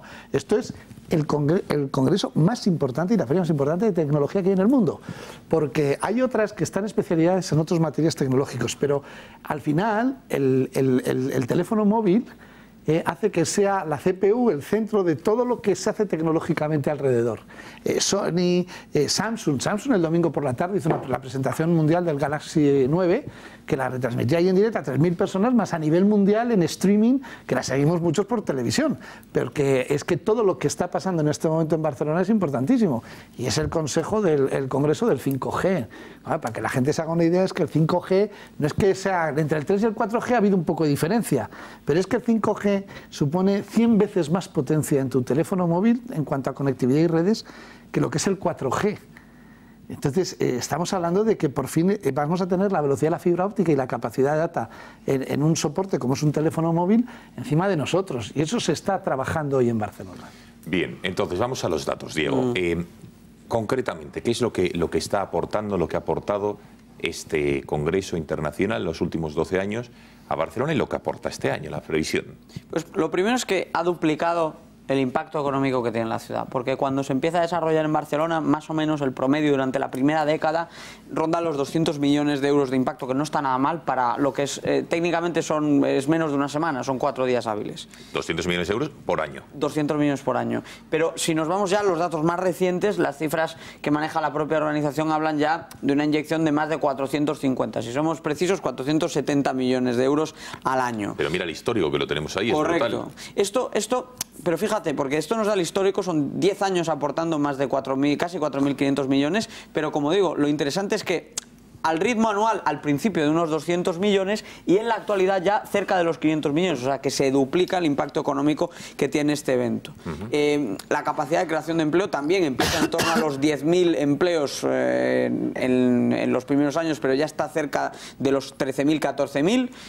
Pero además, que es un poco al tema al que quería ir yo, efectivamente Román nos ha contado la parte de quienes están dentro del Congreso, pero como ocurría también cuando comentábamos lo de la Agencia Europea del Mediterráneo, esto muchas veces es como la abeja y el panal. Hay mucho también alrededor de lo que es el propio Consejo. Por ejemplo, las cenas, las comidas y todo lo que es el gasto en restauración que se desarrolla antes y después del Congreso, porque la estancia media es de 8 días, a pesar de que el Congreso dura 4, tienen un impacto en lo que es la restauración de Barcelona de 50 millones de euros, que efectivamente, tal y como está ahora mismo el gremio, que está muy golpeado por todo lo que hemos visto en los últimos meses, todo el pulso separatista, viene muy bien. Y ese estudio que estamos viendo ahí en pantalla también lo ha realizado ADECO, que muestra cómo se aumenta la contratación en hoteles, en restaurantes, en comercios, en distintos servicios que se ven beneficiados de manera indirecta. O sea que a todas las cifras anteriores hay que poner también en la coctelera todo ese impacto indirecto que se va generando alrededor del Congreso, que como digo es mucho más que los datos que ya estamos poniendo encima de la mesa. Fíjate, por ejemplo, que en el segmento quizá más humilde está la gente que no viaja ya con un viaje a empresa, sino que se queda en un apartamento turístico. Pues bueno, eso esos viajeros que llegan a Barcelona también traen consigo alrededor de unos 40 millones de euros. Y como estamos viendo en pantalla... Las ventajas fiscales, digo, porque nos decías que el gobierno, ante estos eventos, no sé cómo se califican, de gran interés... de interés especial. De interés especial, les otorgan unas suculentas ventajas fiscales. Sí, esto está regulado así por la ley de 2002, que regula el mecenazgo, las deducciones, las donaciones. También afecta, por ejemplo, al régimen de las organizaciones religiosas, ¿no? Y de las ONGs. Y en el caso de este tipo de eventos, lo que contempla es bonificaciones que en la práctica hacen que se reduzca mucho la factura fiscal de los eventos que están catalogados como tal. Para que nos hagamos una idea, si Madrid hubiese tenido los Juegos Olímpicos a los que optó en varias ocasiones, se hubiesen aplicado este tipo de normas al COI. En este caso, de lo que hablamos es de que las organizaciones que participan directamente en el consorcio tienen unas reducciones muy importantes en el impuesto sobre la renta, en el impuesto de sociedades, el impuesto de transmisiones patrimoniales y su gemelo, que es el de jurídicos documentados, y todas las tasas locales. Esto lo concede el Gobierno nacional y lo va renovando cada 3 años. Y esto es muy importante decirlo. ¿Por qué? Porque aunque existe un convenio que a priori regula que la organización se compromete a no buscar otra sede alternativa hasta el año 2023, este tipo de ventajas, que es fundamental para mantener el Congreso en Barcelona, más que nada porque si nosotros no se las queremos dar, hay otras ciudades que están deseando darles eso y mucho más, si nosotros no se lo quisiésemos dar, el Gobierno de España ahora mismo solo las puede comprometer hasta 2019. Porque este tipo de régimen especial, el que te declara como un acontecimiento especial, se va renovando cada 3 años. Por lo tanto, el Congreso está garantizado hasta 2019. El próximo año la organización puede ponerse a buscar nuevas sedes. Es presumible que el Gobierno intentará renovar estos acuerdos, pero, por ejemplo, ¿tiene votos para renovar los presupuestos? Porque si no saca adelante unos presupuestos, no puede incluir lo que está siendo la disposición número 62 de los presupuestos generales del Estado en los años 2002 y 2015, en el que se ha vuelto a renovar, y, por tanto, el convenio ahora mismo no deja de estar un poco en el aire. O sea que cuidado con tomar por sentado, dar por sentado que estos señores están aquí y todo lo que supone está por aquí, porque ciertamente hay que ganárselo. Bien. Está Dubái, entre otras jurisdicciones, detrás del Congreso, y las negociaciones informales existen, pero es que formalmente la organización va a empezar a pescar bueno, pues, en un año. Como dice Diego, Barcelona, foco internacional, sin lugar a dudas, es el epicentro. Todas las miradas a nivel tecnológico de móviles están puestas en la ciudad condal, y los separatistas han aprovechado, en vez de arrimar el hombro, dejar las disputas sobre independencia sí, independencia no, a un lado, para favorecer todo lo que ha dicho Diego, que Barcelona siga siendo el epicentro, la capital mundial de la telefonía. Pues no, han aprovechado para sus caceroladas, para sus lazos amarillos, para sus pancartas, para atosigar a los congresistas. Estos que decía Román, que pagaban de 700 a 5.000 euros por ingresar en la feria. Pero mira, a todos ellos, un segundo, porque vamos a ver lo que ha ocurrido en las calles, aprovechando que iba el rey, esa persona non grata, ese líder de un Estado opresor como es España, que el 3 de octubre no le representó. Han empezado hacer lo siguiente. Las marchas independentistas paralizaron el centro de Barcelona este fin de semana como protesta a la visita de Felipe VI a la capital catalana. El separatismo echó en cara al monarca su discurso del 3 de octubre en el que defendía la Constitución y la unidad de España. El centro de Barcelona, con centenares de congresistas ya en la ciudad y varias empresas organizando actos públicos, quedó paralizado por las marchas y actos de protestas organizados por la ANC, Òmnium, la CUP, Arran y los comités de defensa de la República.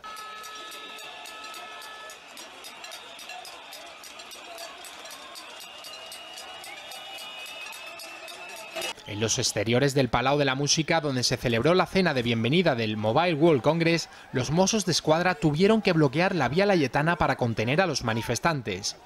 Los ánimos estaban caldeados en la calle, entre otras cosas porque la organización juvenil de la izquierda independentista Arran llamó a boicotear al rey Felipe VI de la siguiente manera: Felipe, criminal en los países catalanes, no eres bienvenido. Sin embargo, entre la presión separatista en las calles, simpatizantes de la Unidad de España y de Tabarnia no se arredraron y corearon consignas contra los independentistas.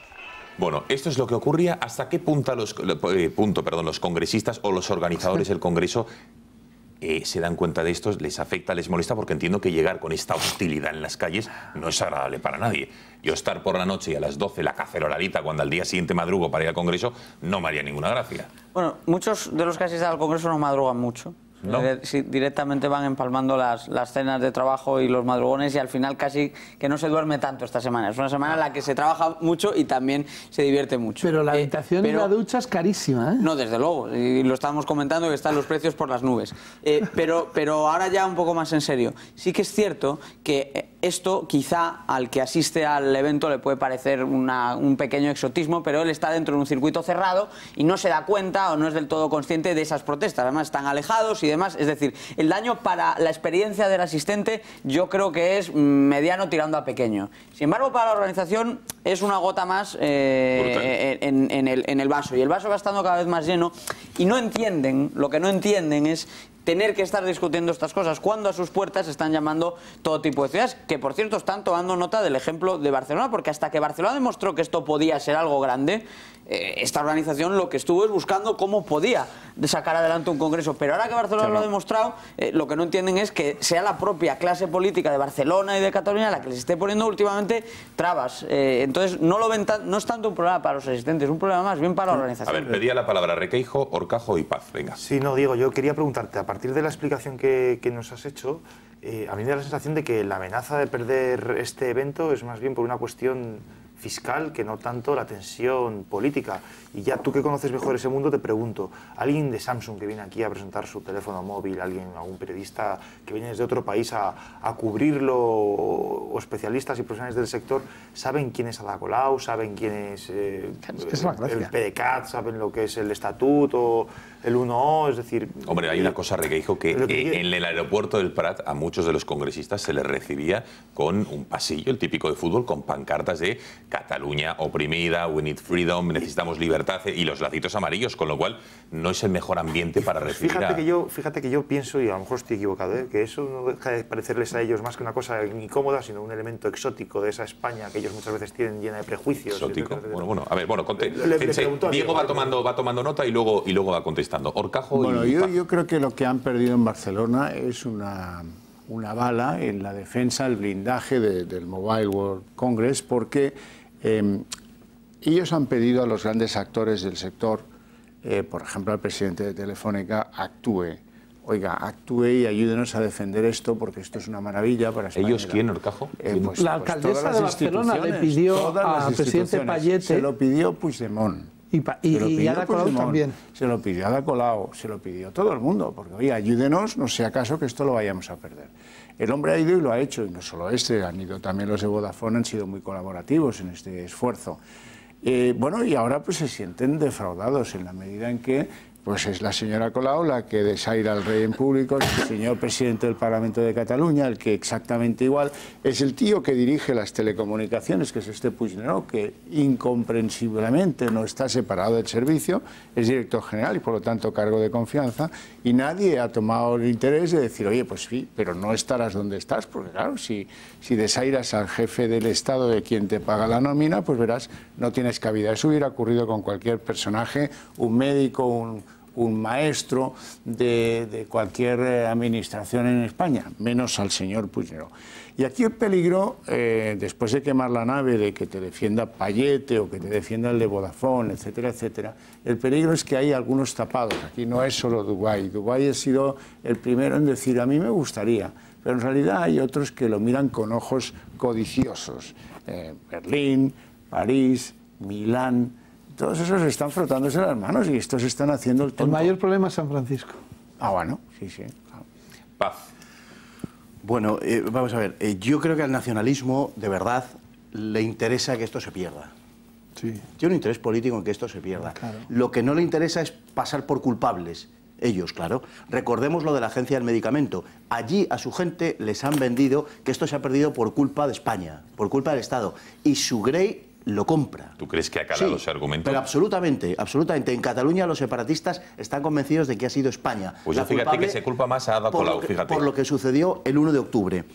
Entonces, recordad los papeles incautados en los que había una consideración acerca de que los actores de toda esta historia eran perfectamente conscientes de lo que iba a pasar en cuanto a la fuga de empresas. Lo sabían, contaban con ello y lo deseaban. Pero es una cosa elemental. Si es que llevan haciendo esto, por ejemplo, desde hace tiempo con los turistas. Los llevan echando. Ahora están en Baleares porque es la misma dinámica de la extrema izquierda catalanista. Pero en Cataluña se lleva haciendo lo mismo. Las primeras medidas de Ada Colau fueron esas. Fueron medidas lesivas para el turismo en Barcelona. Y en... El famoso Tourist Go Home. Por ejemplo. Es decir, que esto no es nada nuevo. Ellos necesitan que las cosas vayan mal.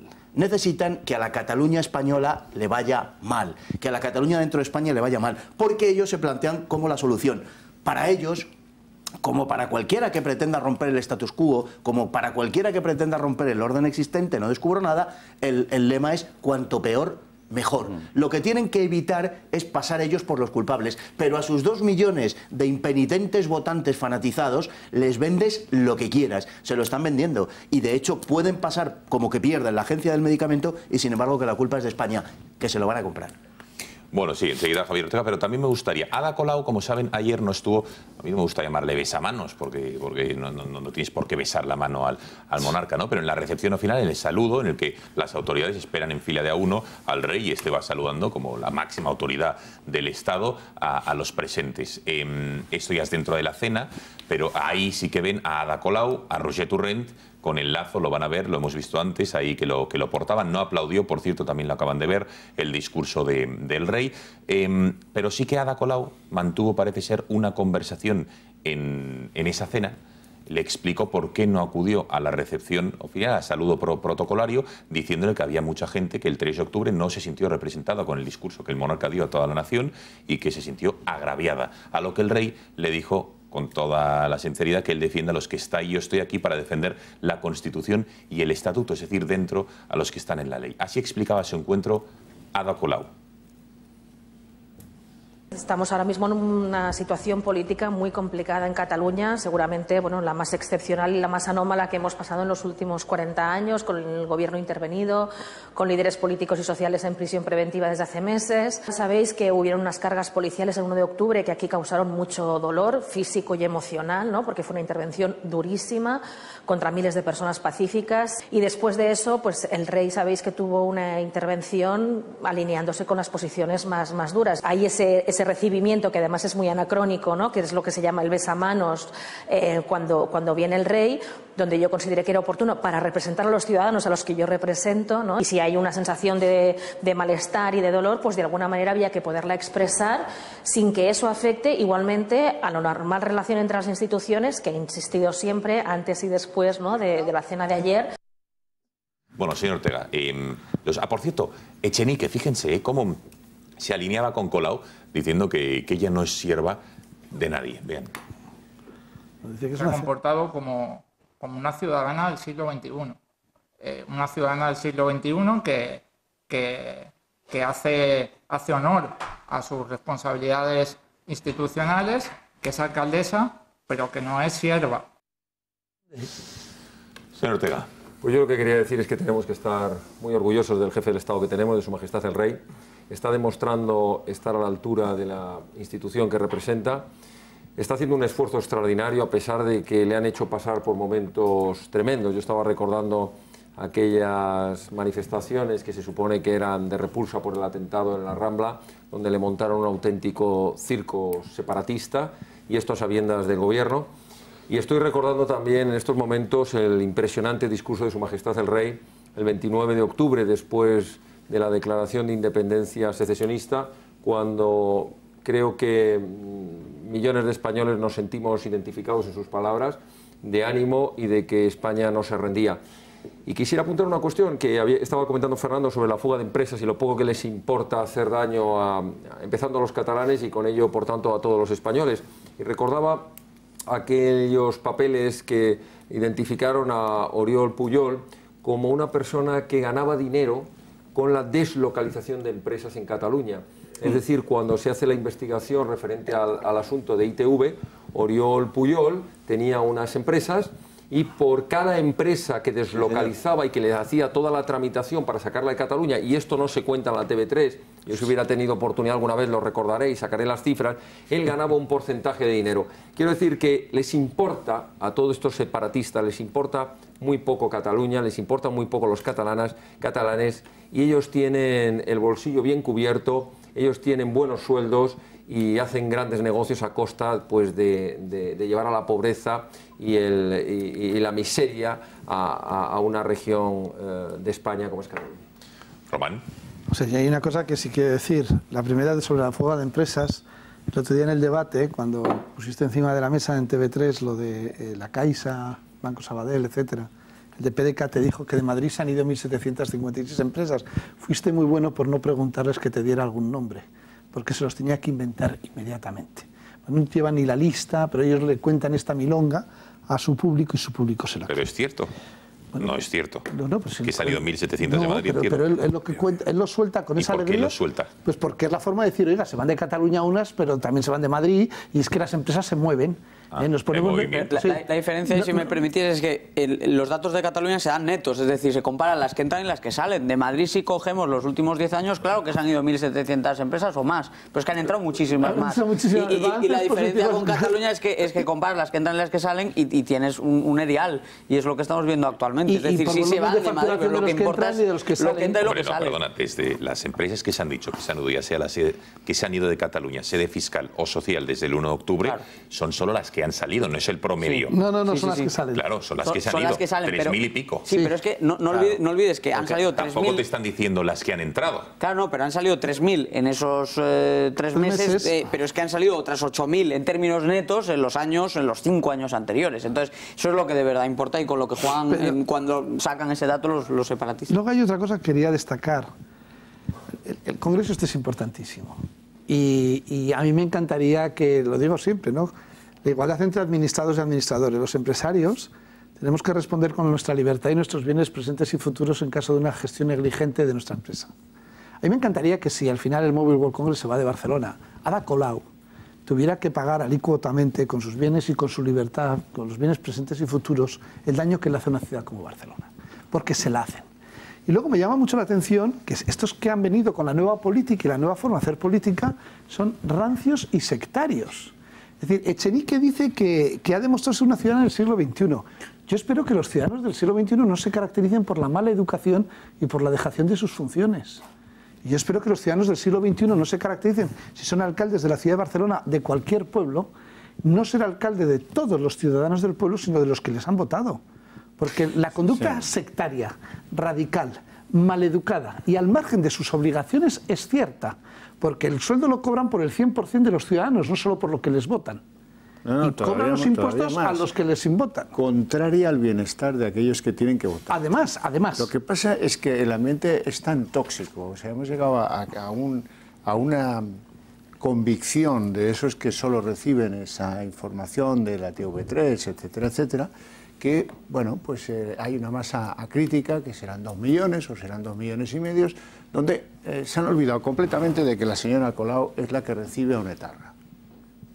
Y en cambio les parece que tiene derecho a desairar al jefe del Estado español. Esto no importa. El próximo que vaya a su despacho que le haga así con los deditos. Es ciudadano del siglo XXI. Yo usted no le saludo, alcalde. Fugado de la justicia española, que es Puigdemont, que se atreve a decir... Por cierto, en el Reino de Bélgica... Desde su lejanía se atreve a decir... Desde el Reino de Bélgica le dice al monarca... Si pide perdón, será bien recibido en la República Catalana. Y esto no produce ninguna emoción en el tejido social en Cataluña. O sea, aquí no hemos visto airadas reacciones de alguien que, oiga, pues esto no lo compartimos. Oiga, señora Colau, se ha quedado usted sola. No. Yo no he visto, pues, ni bailar a Iceta. Vamos, no he visto nada de nada. Nada, absolutamente ningún. Pero bueno, vamos a ir buscando lo que ha dicho Puigdemont, que lo veían a ustedes y lo contamos en el informativo, porque también ha puesto un tuit, desde luego, de lo más elocuente y muy en la línea de que yo, sinceramente, este hombre ya yo creo que lo hemos perdido definitivamente, porque las reflexiones que hacía. Bueno, a ver, Requeijo y luego digo, y por cierto, quiero que vean también en la Plaza de Cataluña, se han manifestado este fin de semana los partidarios de seguir siendo españoles, catalanes, muchos de ellos de esta entelequia, no sé lo que es, tabarnia, no sé cómo llamarlo, en fin, esta ocurrencia graciosa en muchos aspectos, y luego separatistas de pro, y van a ver cómo uno de ellos, un separatista, se enfrenta, va al stand de los catalanes que quieren seguir siendo españoles, les arranca una bandera española, empieza a proferir todo tipo de gritos, y van a ver, que es para mí lo más paradójico, o lo que más me llama la atención, cómo la mujer pide gritos de auxilio, desesperada, para que alguien pare a su marido. Es decir, lo que debe ser para esa mujer convivir con este señor violento, que enseguida van a ver. Pero bueno, enseguida lo vemos. Requeijo. Sí, no, vamos a ver, me gustaría, la verdad es que desmentir algunas de las cosas que ha estado diciendo Colau estos últimos días, ¿no? Es decir, no es cierto que el discurso del rey fuese para todos los catalanes un motivo de ofensa o de ataque. Y yo creo que la manifestación del 8 de noviembre precisamente pone en valor eso, es decir, el discurso del rey después del referéndum del 1 de octubre, sobre todo iba dirigido a los catalanes de Cataluña que no quieren independizarse. O sea, esa frase donde el rey dice no estáis solos, eso fue lo que realmente a esa mayoría silenciosa de los catalanes les interpeló, y sobre todo es lo que les animó a agarrar una bandera española y salir a la calle, cosa que en Cataluña nunca había pasado, precisamente por lo que les supuso ese discurso, con lo cual no es cierto que los catalanes tengan rechazo al rey a partir de ese discurso por el cual tengan que pedir perdón, como bien acredita lo que apuntaba Javier, que es el escrache multitudinario que le montaron unos... en una manifestación en la que se había convocado para conmemorar a las víctimas de unos atentados terroristas. Es decir, forma parte de una estrategia independentista que es desmontar efectivamente todos los recursos del Estado, y en este caso es la monarquía o la corona, y ahora pues es el rey, y ahora es el discurso posterior al referéndum del 1 de octubre, pero si no sería otra cosa. Es decir, yo es que tampoco haría más esfuerzos en buscarle una explicación con argumentos al hecho de que una persona deje ir a un besamanos porque se llama besamanos y entonces va a ser rendirle pleitesía. Besamanos es una manera de llamarle una cosa en la que nadie le besa la mano a nadie. Bueno, ya, pero por eso... Bueno, venga, Diego, últimas recapitulaciones económicas. No, solo por recordar, y efectivamente por responder a lo que estaba comentando Requeijo, precisamente, yo no creo que afecte mucho al conferenciante, y de hecho muchas de las delegaciones de empresas han seguido reservando la asistencia. Aquí lo que afecta es a nivel organización, porque la organización ahora mismo está a punto de entrar el próximo año en un año en el que le van a llover ofertas de todas partes, y se han dicho aquí algunas de las ciudades de las que van a venir. Y es muy difícil competir porque ya está casi toda la carne en el asador. Es decir, de los 400 millones que genera el Congreso, en impuestos aporta 30. Y hoy comentábamos los datos, Gonzalo me decía... ¿Qué pasa aquí que no estoy entendiendo yo? Pues esa es efectivamente la deducción fiscal que tienen. Si calculas 400 millones y 30 de recaudación, puedes ver que esos impuestos se traducen en un descuento muy importante. Ese descuento se va a quedar corto en comparación con lo que muchas ciudades están dispuestas a poner en la mesa. Entonces, aquí el problema que tenemos es que estamos tirando demasiadas piedras contra el tejado institucional, y este partido va a ser institucional porque al fin y al cabo esto no lo pagan, como decía Román, no lo pagan las personas a título individual, son viajes de empresa que cubren una estancia de mínimo 4 días, pero que se pueden extender a 8 días, eso ya del bolsillo personal de muchos de los asistentes, y que tienen por lo tanto un componente ahí que lo que te pide es un mínimo de normalidad. Y en la medida en la que desde los... Es que no es solo lo que ha pasado ahora, es que ya este run recordarás que ya existía sobre la falta de encuentro y de entendimiento entre la cúpula del Mobile y las autoridades catalanas. Y también sonaba un poco así cuando se empezó a hablar de lo de la Agencia Europea del Medicamento. Si echamos la vista atrás un año, aún se decía que, bueno, que Barcelona objetivamente tiene todo para ser la sede y que, por lo tanto, el ruido político no estaría por encima de las circunstancias, y al final sí que estuvo por encima de las circunstancias. Y aquí yo me temo que el próximo año es muy posible, el próximo año 2019, después de la celebración del próximo Congreso, es decir, veremos un Congreso más y después me imagino vamos a ver una guerra abierta por el Congreso, y que para nada está garantizado. Y no digo que esto sea el único motivo por el cual, porque es que retener la gallina a los huevos de oro siempre va a costar mucho trabajo, pero que nos está haciendo daño y nos está penalizando, vamos, seguro. Si no hay el ambiente propicio, desde luego que eso no ayuda. Diego Sánchez de la Cruz, gracias por haber estado esta noche aquí. Siempre un placer. Un placer. Tenemos que hacer una breve pausa de publicidad, pero les dejamos, atención, el vídeo, porque una televisión pública también, municipal, en este caso catalana, habrá un vídeo de esa cacerolada nocturna mientras el rey iba yendo hacia el Palau de la Música para sacar pecho de cómo le recibieron en Barcelona. Lo vemos y seguimos debatiendo.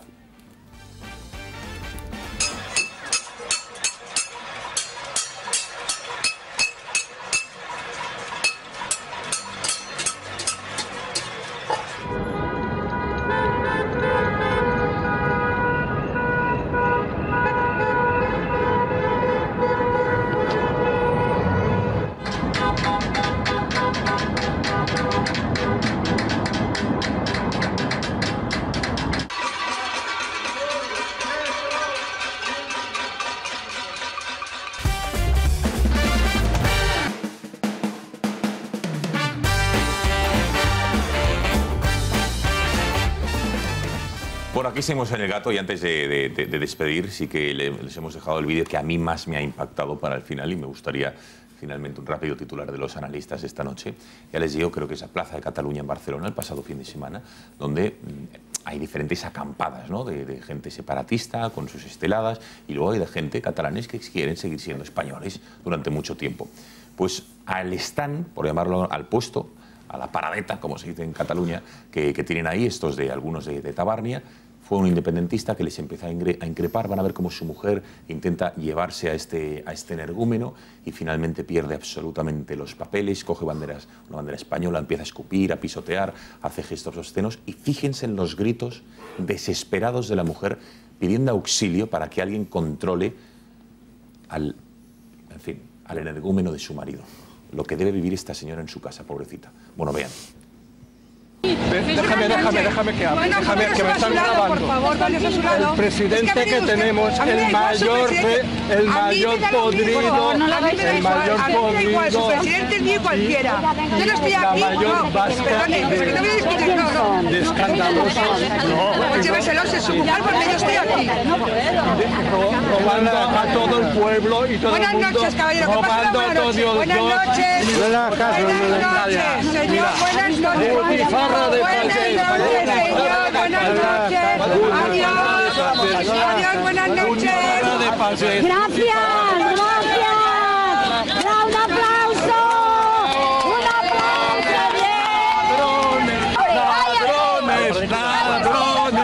Ladrones. Sois unos ladrones. Mira, esto para toda la puta mierda de España. La puta ñ de la mierda. La puta ñ.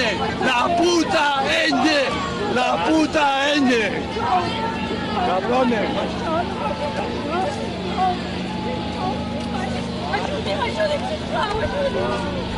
Mira, por el culo. Mierda.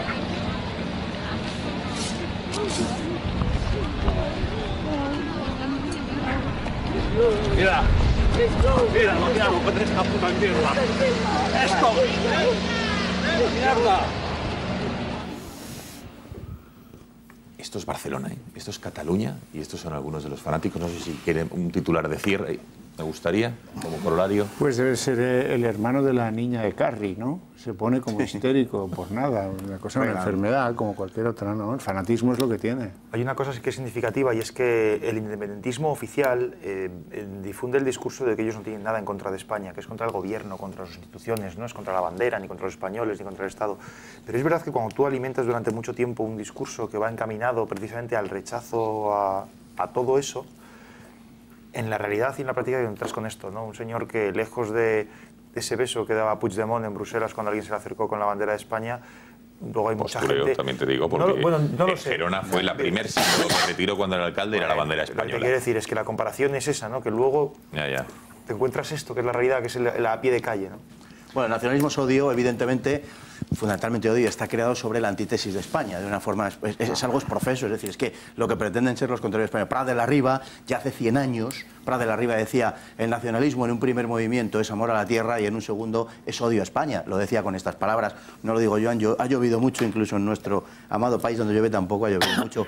Y luego, a mí lo que se me ocurre es, viendo esto, es impunidad, es decir, tiene la sensación de impunidad de que no le va a pasar nada. Esa es la cuestión, y es una pena y es una lástima porque no se puede permitir, ningún español puede permitir que se le haga eso a la bandera de España impunemente. ¿Pero qué pretende? ¿Que actúe un agente o que algún paisano le dé un gallito? Un agente no, por supuesto. Todos los ciudadanos tienen el deber de hacer cumplir la ley, no solamente los agentes de la autoridad, y por tanto todo español que estuviera por ahí tendría el deber de haber evitado eso. Bueno, Román. A ver, este señor por lo menos tiene al lado esta mujer, esta pobre mujer que sufre la violencia de su marido, ideológica y vete a saber cuánta más, pero el problema es que también hay jóvenes así que deciden que hay que dar un paso más porque nuestros mayores no están haciendo nada y un día cogen una pistola, un día cogen un cóctel molotov y un día pasamos el umbral de la violencia, ¿no? Y eso es lo que se acaba sembrando, porque así a lo tonto acaba gente que dice pues si hay que dar un paso más se da, ¿no? Y acaban surgiendo los fenómenos terroristas. Y lo quiero utilizar este final para decir que me parece muy bien que Valtoni esté en la cárcel 3 años. porque no es libertad de expresión, es apología del terrorismo. El decir que te maten y te revienten las orejas y te metan un tiro en la nuca, eso es delito. Se diga con ritmo, se diga a ritmo de samba o se diga en rap. Y todos los que están hablando de que es que hay que preservar la libertad de expresión, ojalá recibieran en sus casas cartas o llamadas o hayan tenido que sufrir lo que mucha gente que se ha recibido un tiro en la nuca, una bomba debajo del coche y una nitroglicerina en el autobús. Porque entonces me encantaría verles a ver si el Valtoni es libertad de expresión o lo que es un proterrorista frustrado, cobarde, que además lo que dice, yo no tengo la fuerza de coger la metralleta, pero encarga a los demás que nos maten. Entonces Valtoni está muy bien en la cárcel y los que les amparan son cómplices de apología del terrorismo. Javier. Hay que combatir al secesionismo en todos los campos, hay que combatir la mentira histórica, la mentira económica, hay que luchar contra ellos en los medios de comunicación, hay que luchar contra ellos en los tribunales. Yo dentro de unas horas vuelvo a estar en el Tribunal Supremo interrogando a una persona que es clave en todo esto, es el jefe de comisario general, Manuel Castelvi, que llevaba todos los servicios de información, y a varios de los sargentos e inspectores de los Mossos. No hay que tener tregua y además esta responsabilidad la tenemos todos los españoles. Nos jugamos mucho, nos jugamos España, nos jugamos la libertad y por tanto ningún español está exento de plantarle cara al secesionismo. Así que ánimo porque al final les vamos a ganar esta batalla si no retrocedemos ni un centímetro más. Y ya hemos retrocedido en 30 años muchos metros. Alejandro Requeijo, gracias por haber estado esta noche en El Gato. A vosotros. Fernando Paz, buenas noches. Un placer, buenas noches. Xavier Cajo. Buenas noches. Un placer. Román, buenas noches. Buenas noches. Javier Ortega, gracias. Buenas noches. Suerte mañana. Y antes de despedirme, me gustaría felicitar a un compañero del Gato, el alma mater, sin lugar a dudas, de este programa. Se llama Alejandro Frank, que es el ayudante de realización y es, sin lugar a dudas, el artífice de que todo salga tan bien. Todas las piezas que ven ustedes, todos los vídeos, en fin, estos rótulos ahora mismo, toda la coordinación en gran parte, el ayudante de nuestra realizadora y sobre todo lo más importante, la ilusión, la sonrisa y la profesionalidad con la que día a día hace su trabajo, haciéndonos a nosotros, los que estamos aquí, que tan solo ponemos la cara, que todo nos sea mucho más fácil. Así que gracias, Franchi, así es como te llamamos, por tu esmero y tu cariño. Y a todos ustedes, gracias por su confianza. El Gato vuelve mañana a las 10. Que pasen buena noche. Adiós. Buenas noches.